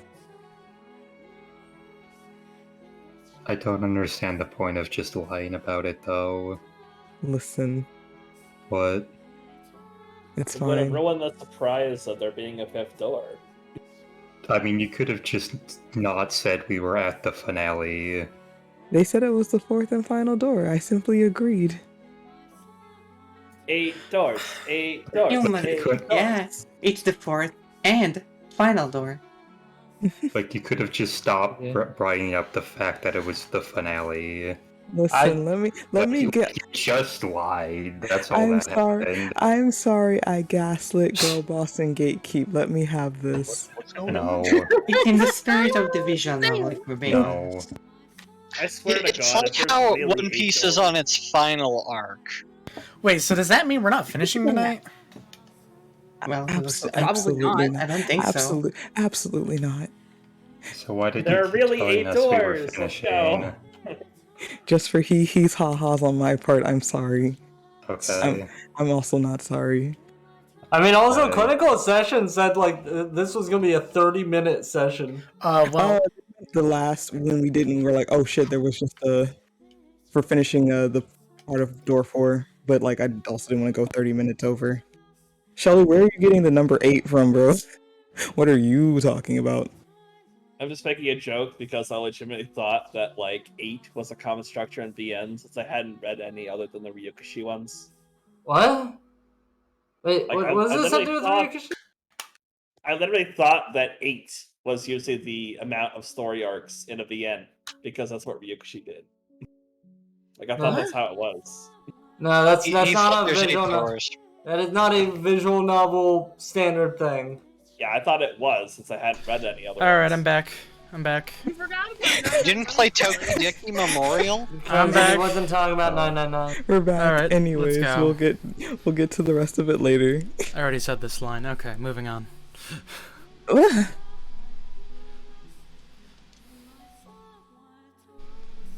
Oh no, he overheard me.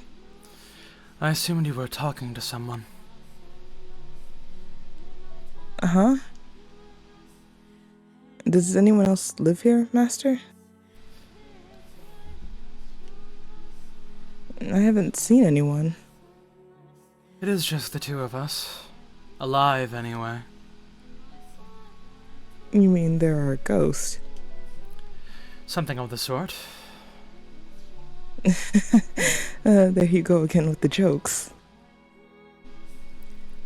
I'm not a child. You're not gonna trick me like that. There are adults who believe in such things. I suppose. But I don't really believe in ghosts or demons or curses or any of that.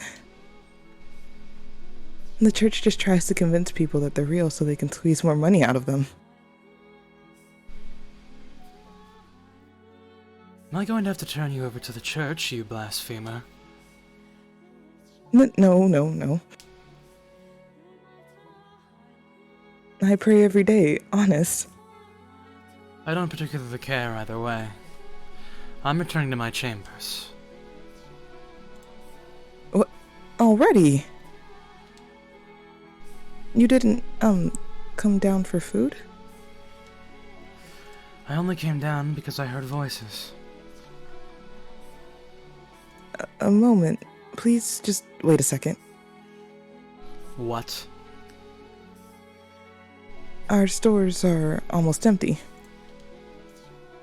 What do you normally do when you need to get more food?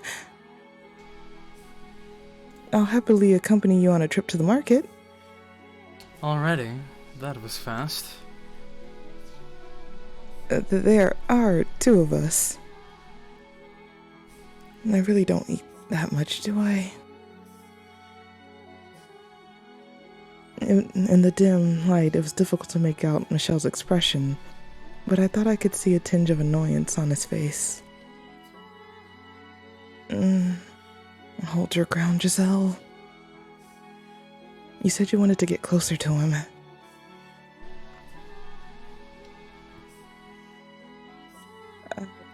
Is that a parsnip? Michelle was holding a tangled ball of roots. The reason I asked was because the parsnip looked like it was on the verge of total decomposition.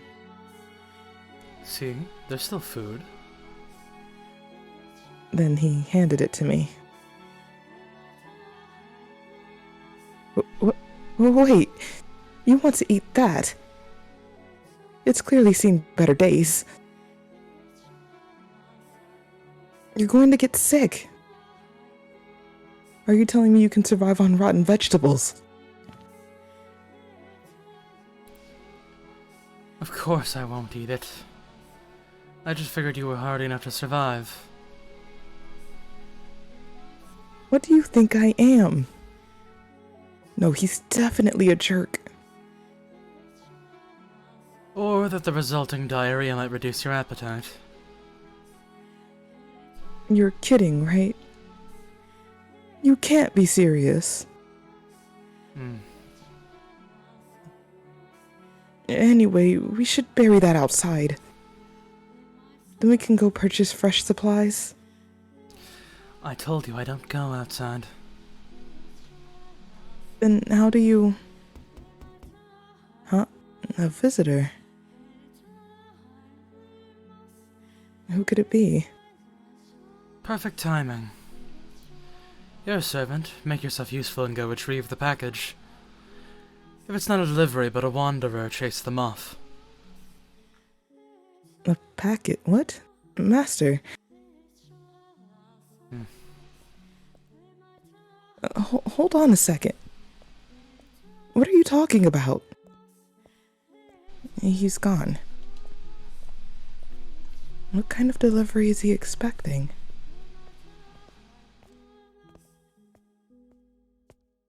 Michelle stood there unmoving, veiled in shadow. He glanced over at me, then threw his gaze to the front door.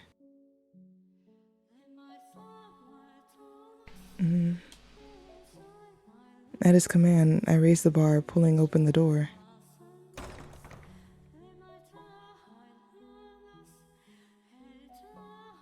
After nearly 2 weeks inside, the light from the setting sun almost blinded me.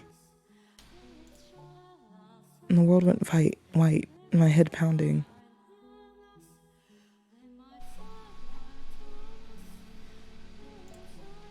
After a few moments of intense blinking, my eyes acclimated themselves to the evening sunlight. There was no one outside.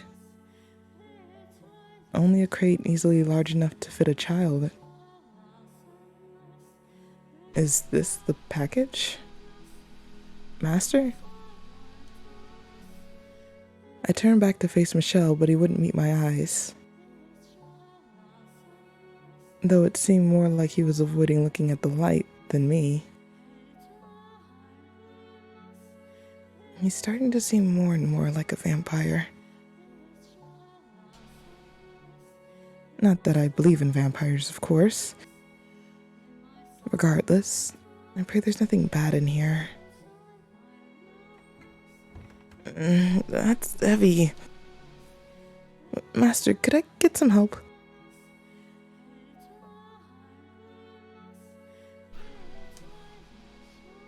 Gee, thanks. I am a servant, admittedly, but this is a lot to ask of just one girl. A little help would sure be nice. Once inside, close and bar the door. He said dispassionately as his head still turned towards the darkness. As you wish, Master.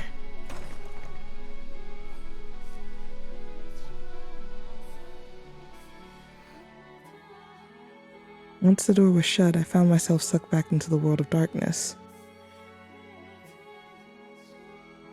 It hadn't even been 2 weeks, but the lack of light was beginning to become my normal. The outside world growing farther and farther away. Being holed up in here is definitely not good for me. I should go for a walk sometime. Maybe plant some flowers or vegetables. Yeah, I like that idea. Maybe I can grow that old tangle of roots into some fresh parsnip. What else do we have to plant? It'd be great if there were some flower seeds. What are you doing? Open the box. Now. As you wish, Master. Oh, there's food inside? In the box was a burlap sack filled with berries, root vegetables, and smoked meats, as well as an assortment of bread, fruits, and wine. Aside from the fruit and bread, everything else was the same as what Michelle kept in the cellar.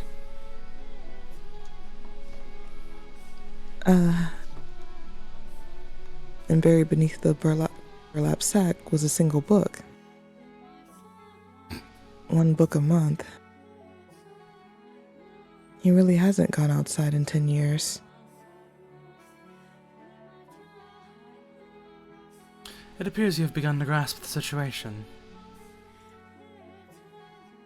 Yeah. But why?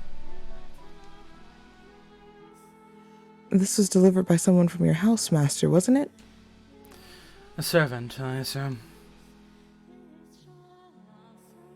Why would they leave without saying anything? No one wants to talk to a cursed man. In the past, they would occasionally check in on me, but that hasn't happened recently. They think you're cursed. Ah, right. You don't believe in curses. Then come up with your own explanation. An excuse for them to want to stay away from me. That, for example, I killed someone, or maybe that I'm insane. I couldn't. Regardless, I am not normal.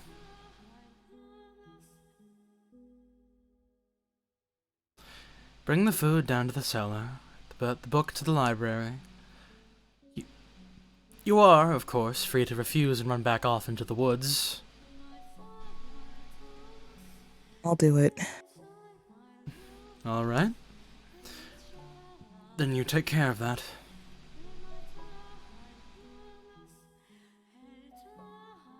Hey. What is it? I just noticed there's something else in here. It's wrapped in cloth. What could it be? Oh, a painting. For you to hang up somewhere in the house, I presume?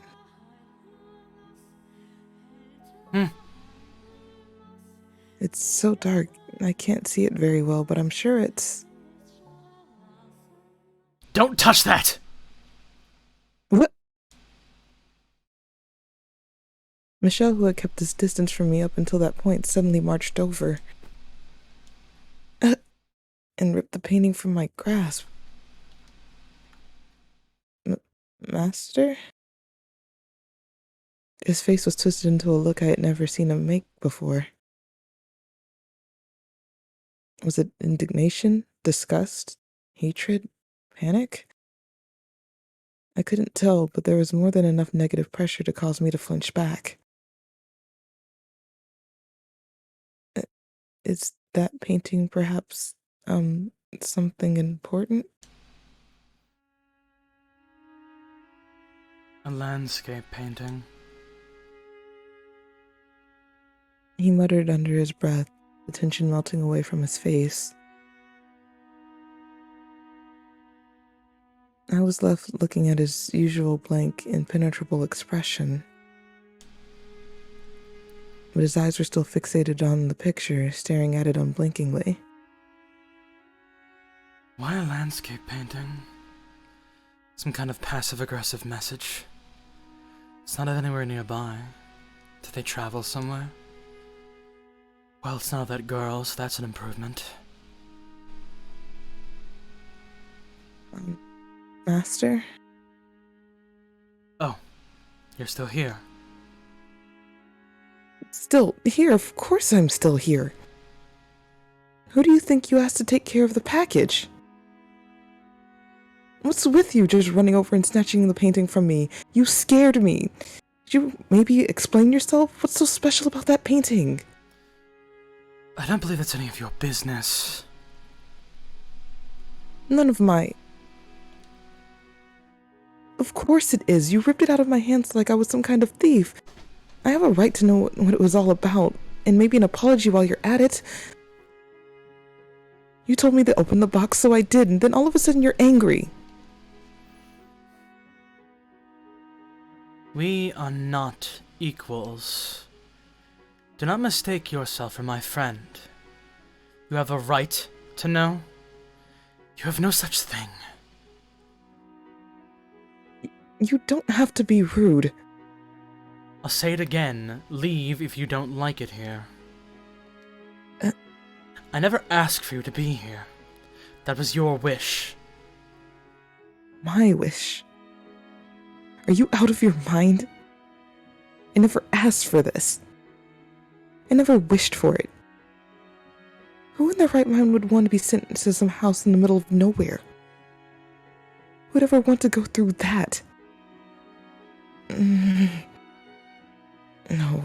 calm down, Giselle. You can't get angry. You're right. That is what I wanted. But I never wanted to make you mad or for us to argue like this. I just wanted to get to know you better, to get closer to you.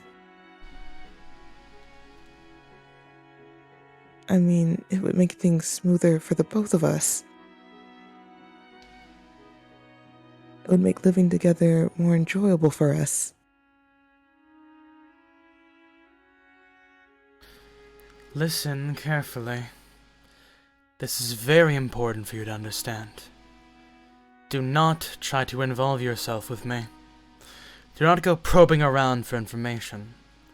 And if you can't do that, leave. I completely shut out.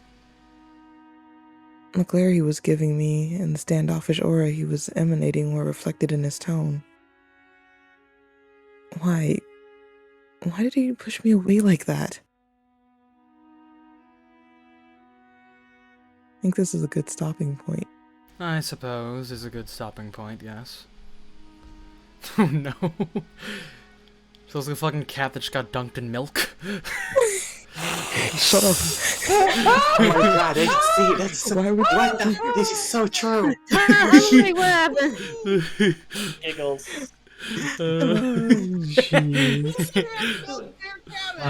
Just put that next to Ryuki and you're good to go. I thought you said you dunked a cat in milk. It looks like she looks like she's a cat who just got dunked in milk, yeah. She kind of does look like a cat that got dunked in milk. Anyways, you did it, B! You gaslit them! You did it! Yeah, she turned out not to be albino after all. I was so right. I was so you guys fucking were right. You guys are right about I'm it, so I just thought I'd do a little hee hee ha ha. So I'm my so statement fucking smart. stands about the albinos not having To be black fair, we eyebrows. did do I'm not a talking certain. about those things. I am just I simply am. talking about there being more to the story. No, I'm talking about albinos now. Let's make this about genetics. No, we aren't talking about albinos. Anyway. Anyways, let's get into it. Obviously there is more to the story, so Mr. AC, start us off. A lot major happened. Now, one thing was like, technically I am wrong, but at the time I was right. It's hard to explain because I remember going like. Whoa, you're kind of like waving in and out. So. Oh, what the fuck? Wait, can you hear me now? My man is ducking and weaving right at the now. moment. There we go, yeah. Anyway, I was gonna say, I remember being like, oh, the miracle is that she lived. And then, like, she ended up living, like, oh, I was right. But then, wait, the story's a fabrication, so I was still wrong. Yeah, sorry about that, cat's being a shit. Anyway, yeah, I don't know, I haven't bamboozled and all that. And then I, like, had some thoughts, and it was kind of accurate.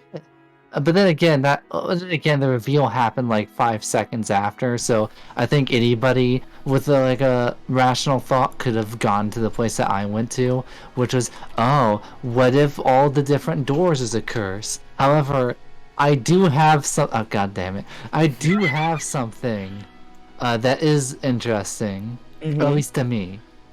is the reason why they're called doors, like based off of the story we just saw.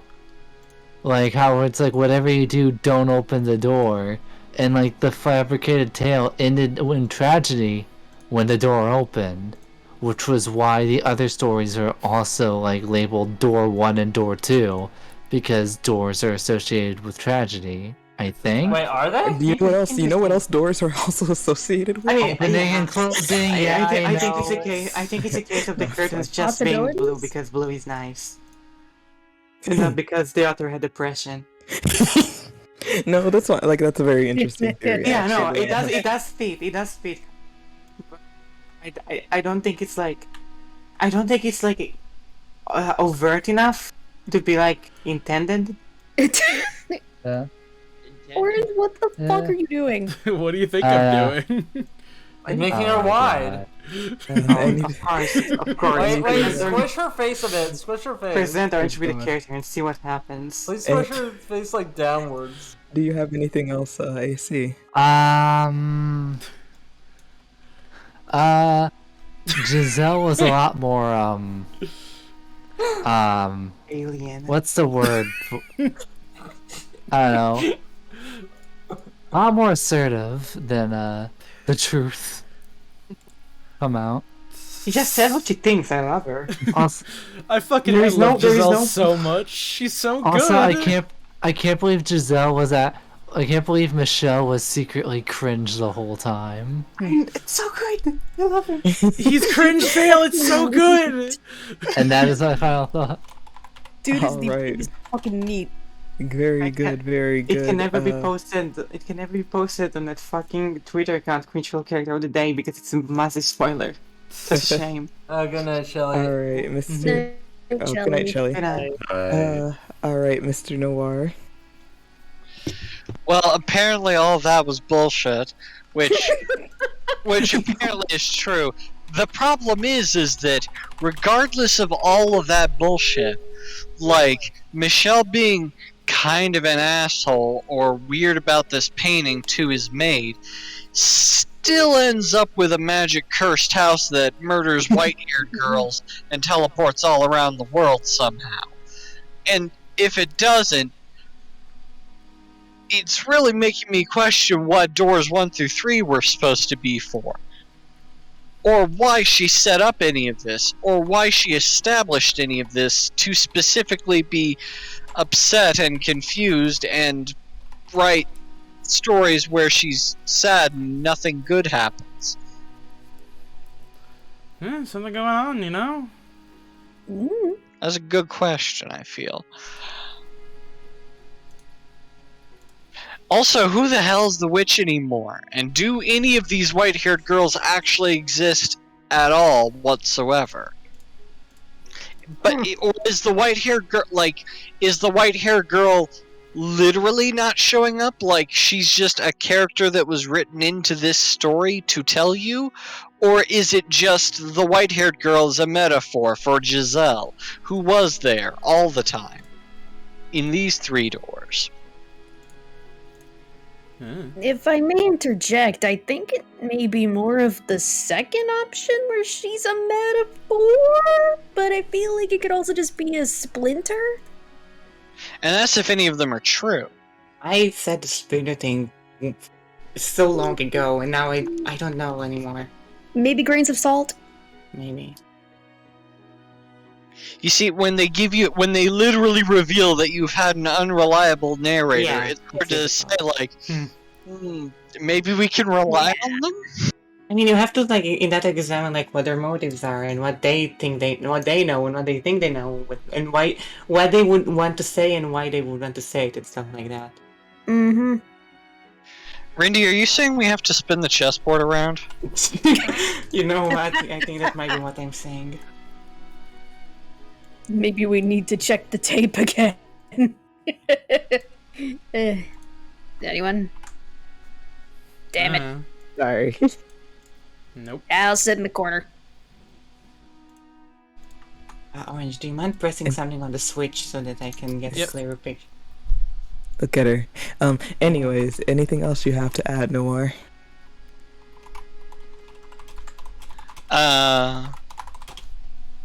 I look forward to seeing how this ties back together and how it ends and how it all goes horribly wrong and why this painting is the sad painting.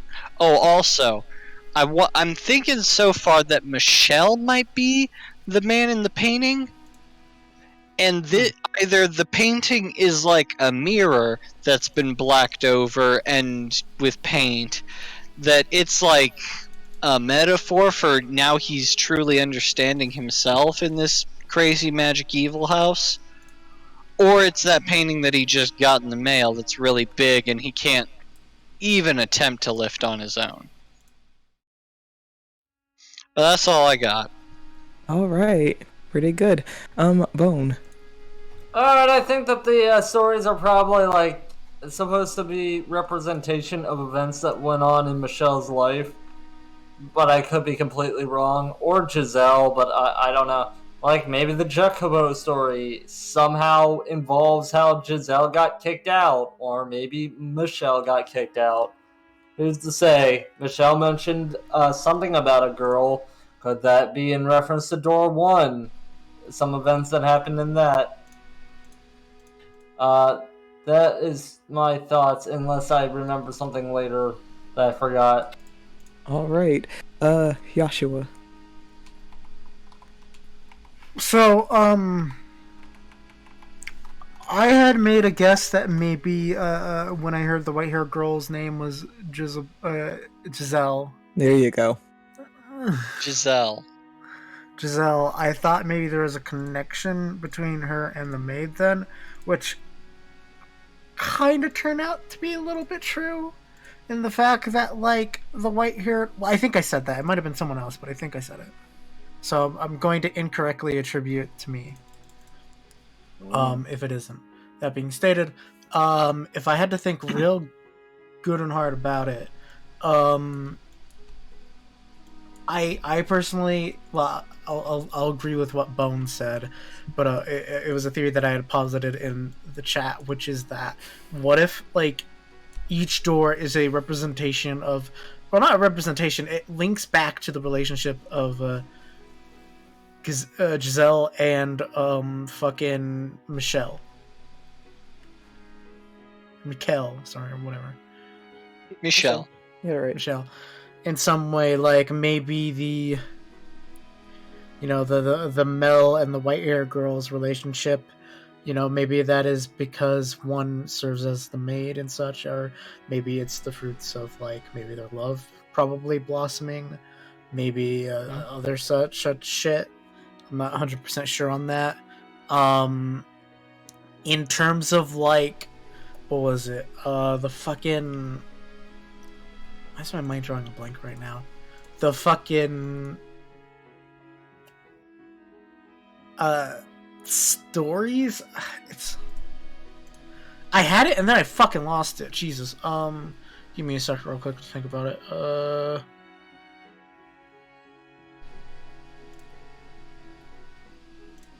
Okay, so I can't fucking remember it, so never mind. It was probably important, but fuck me, I guess. Other than that, it does make me wonder just what goes wrong here, because behind every door they state is tragedy. And it makes me wonder, will this door also end in tragedy, or was it... Did something tragic happen to Michelle to make Giselle make these fabricated stories and such, or are these stories even fabricated in the first place? Are they, like, things that actually happened within there, but this is a new thing entirely? Anyways, I'm just shotgunning ideas. I'm done. Okay. Should we have Shelly go next since he wanted to mention a thing before he left? Sure, go ahead. Okay, you guys can hear me good? Yeah. We can hear you. It's all So good. one thing that really confused me was, like, the thing that Michelle said that, like, made him detect that there was something wrong. He said something along the lines of the other stories had some scrap of humanity to them, but this one didn't. But it's strange because most of the time, like 99% of the time, when humans write stories, they tend to have some sort of happy ending, or at least a bittersweet one. But the majority of those stories, they were just, and then the monster killed the people, or, and then the guy died because he couldn't find his lover.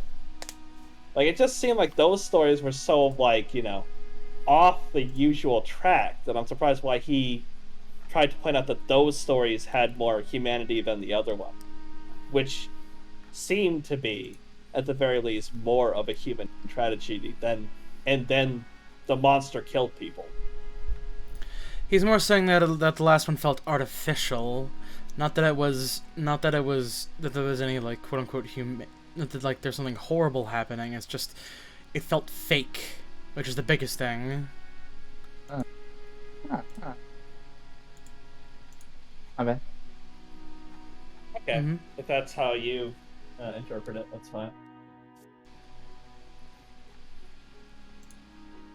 Alright, that you think? That's all I got. So I will actually say goodnight. Have a very nice night. I'm gonna... Good night. Good night. Okay, where were we? Reboot. Okay, so I was kind of right. I didn't post this theory, like, on the thing, but I was kind of a little bit right about the maid being, like, some kind of fabrication or something, because I was thinking that in my head. And I was sort of right-ish, kind of, maybe. What I want... I'm thinking the same thing as who said that they wanted to know how this one ended. Sorry, repeat that? Who said they wanted to know how this door ended? Because usually all the other doors end in some kind of fairy tale-esque tragedy. Michelle. No, someone here. Like, was it Joshi you said? Oh, sorry. So was it Joshi? Joshi confirmed? Oh, that man is gone, I guess. I don't know. Everyone kind of said like a similar thing. They brought up they said that this door usually ends in tragedy or some shit. Yeah, I'm curious about how this one. Maybe it'll happen by some kind of accident or something. Well, he did say that this is a story of betrayal and loss.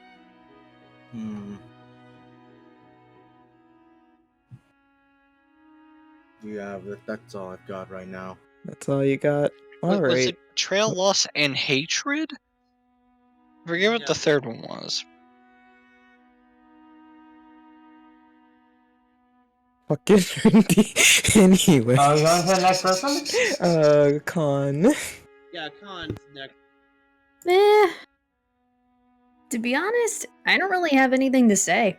Oh, wow. Except, yeah, I really don't.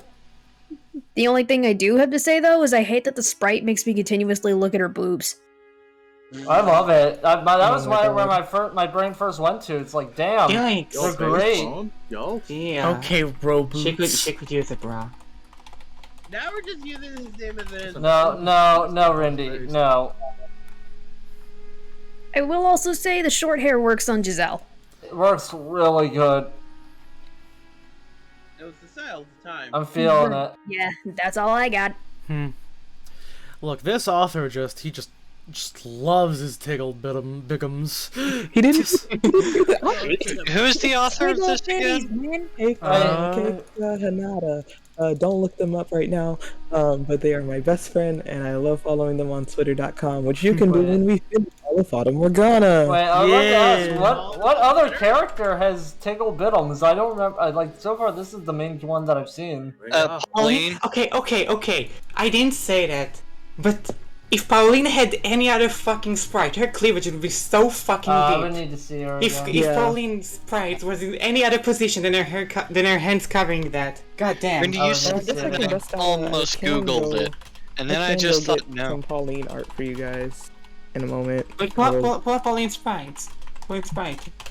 So, fun fact, thanks to Clinical Obsession, for when I made a Twitter post about how Ryuki and Ryuki and fucking Giselle look like cats dunked in milk. They linked a zip drive of literally every single talk sprite in the house in Fata Morgana. Oh, great, awesome. I thought you were gonna say Clinical Obsession sent you a bunch of pictures of cats dunked in milk. Oh, that's you specifically sent me the one of the cat getting Giselle getting dunked in milk. If you can link the rest of them, that'd actually be very much appreciated. But for the sake of those who know, Pauline's like You spread. can go to Sprite Resource. Also escape the infinity. There is not Probably one. should not do that. Oh yeah, send me the full Probably should archive. not do Yeah. Send me the full archive. Yeah. Dick. look at this anyways- archive. I'll not go to. Anyways, Continue. back to Khan. Mhm. If there's anything else. Nope, that's it. All right, Rindy. I mean, I was super right. Almost like 85% at least. But yeah. A plus. And for the I guess we'll see. Like it did say one thing, which is like you aren't a true witch, which makes me think there is a true witch, and there is like. So we don't know the actual origin of how this situation came to be, and like how did the curse come to be, and why is he staying in this house, and also the implication that there was someone else here before because there is like a bedroom and stuff like that. So, I guess we might hear more about that later. That's about it. Yeah. Oh, Clint was actually right. uploading Oh, yeah. all of the sprites to the Spriters resource, so that's actually going to take a hot minute. Mm-hmm. Oh, jeez. You love to see it. So yeah, anything else to add, Render? Oh, yeah. I'm smart. I will probably have more thoughts after. For everybody else once. gets their thoughts Alrighty out. then, Sim, what's good? Alright, Sim. People.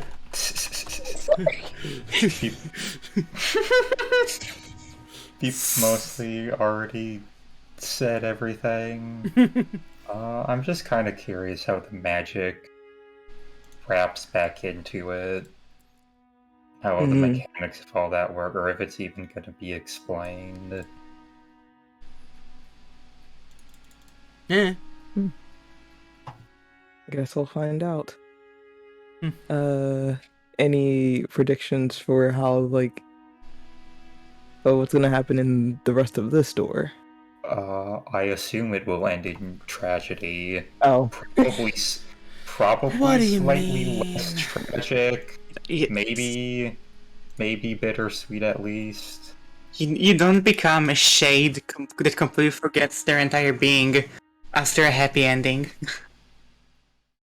You don't know. The store has been all gloom and doom. I assume there's gonna be like maybe not an epilogue, but more after the doors that take place in the reality that not in the reality we've been seeing, but in a true reality.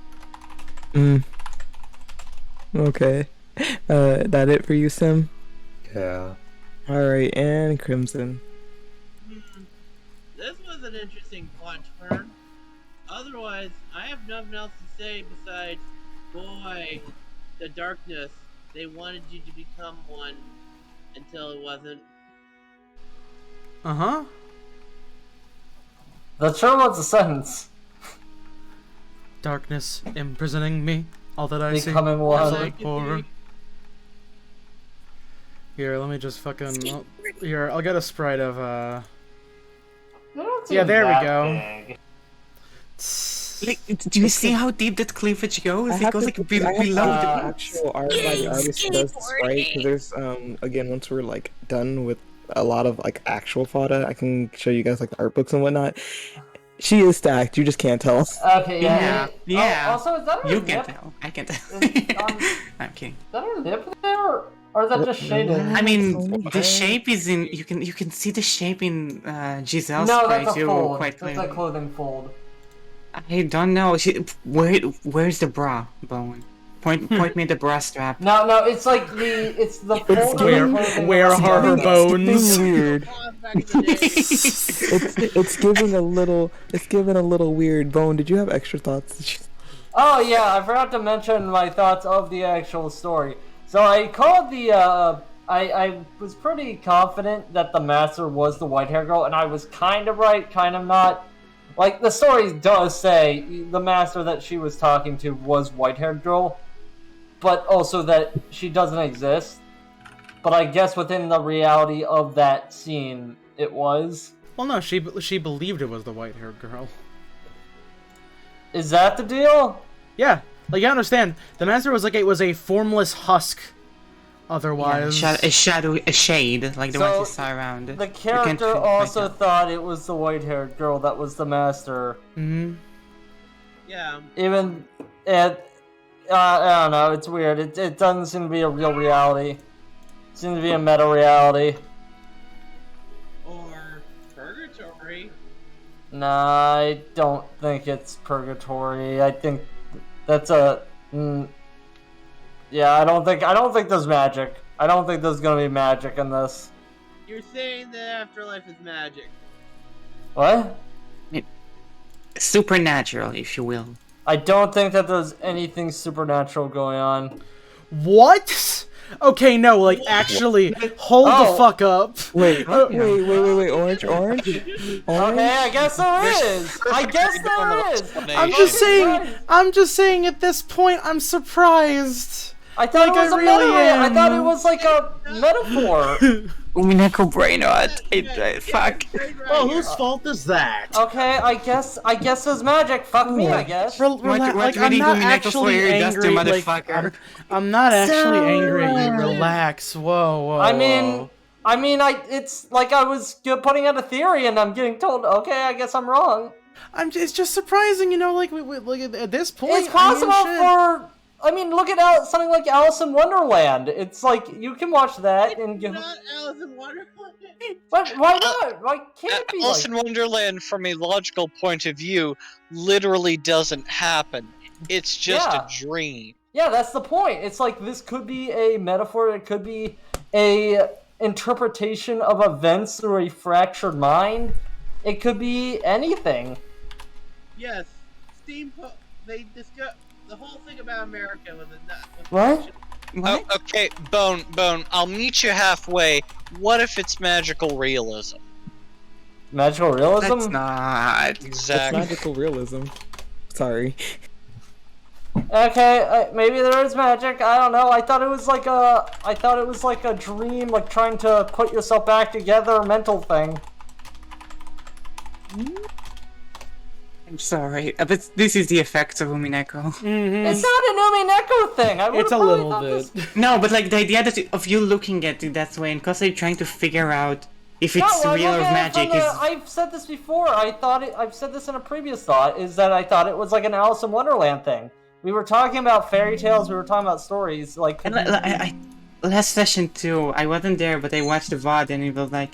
But what about the author? What they were trying to accomplish by writing this? My brain is going to Alice in Wonderland. No character in Alice in Wonderland is an author. This conversation goes in, No, and try that's not not to what I say mean. too much. No, the author part of Oh, wait. What are you just typing? People in the previous session, I don't think that this specific. Hold on. But anyway, no. My thought was Alice in Wonderland because it's a fiction. It's like a not real scenario, and it's hard to talk about things without talking about other things. No, I'm not thinking about Umineko. Okay. Alrighty. Well, I'm able to draw comparisons to other things. All right, we're gonna cut it off there. We're gonna cut. That's enough of that for right now. Yeah. Thank you all very, very much for coming, but I think it's about time we put this discussion to a close for right now. Thank you very much to Clinical Obsession for literally handing me a drive that has pretty much all of the Fata Morgana content on it. Very good, very cool. Thank you very much. Let's go ahead and literally all of it, almost every single ounce of content that's in regards to Fata. Yeah. Y'all stay away from there. That's a lot. Lots of shit. Oh yeah, no, I'm keeping that to myself. That's in a Google Drive that I'm going to be keeping a very close guard on. Got you. Mm-hmm. 3DS edition. What do you mean 3DS edition? Wait, you mean PSP? Wait, what? You mean PSP? No way! No way! Straight up like deadass. There's a 3DS version of Fata Morgana. Hot diggity! Holy shit! 3DS. What the fuck? Damn. Hold on. What? That's crazy.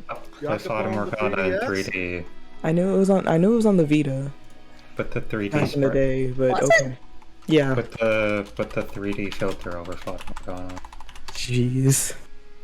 Oh yeah, no, the house. Yeah, no, the house. The house. Coming at you in the 3D Yeah, no, deadass. filter, Straight up, like, the house in Fata "Rawr." Morgana for the 3DS.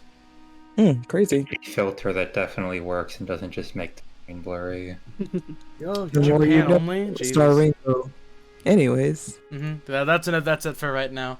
Thank you very much for joining us. We will see you all later. Bye bye. Bye. Bye. Bye bye. Good night.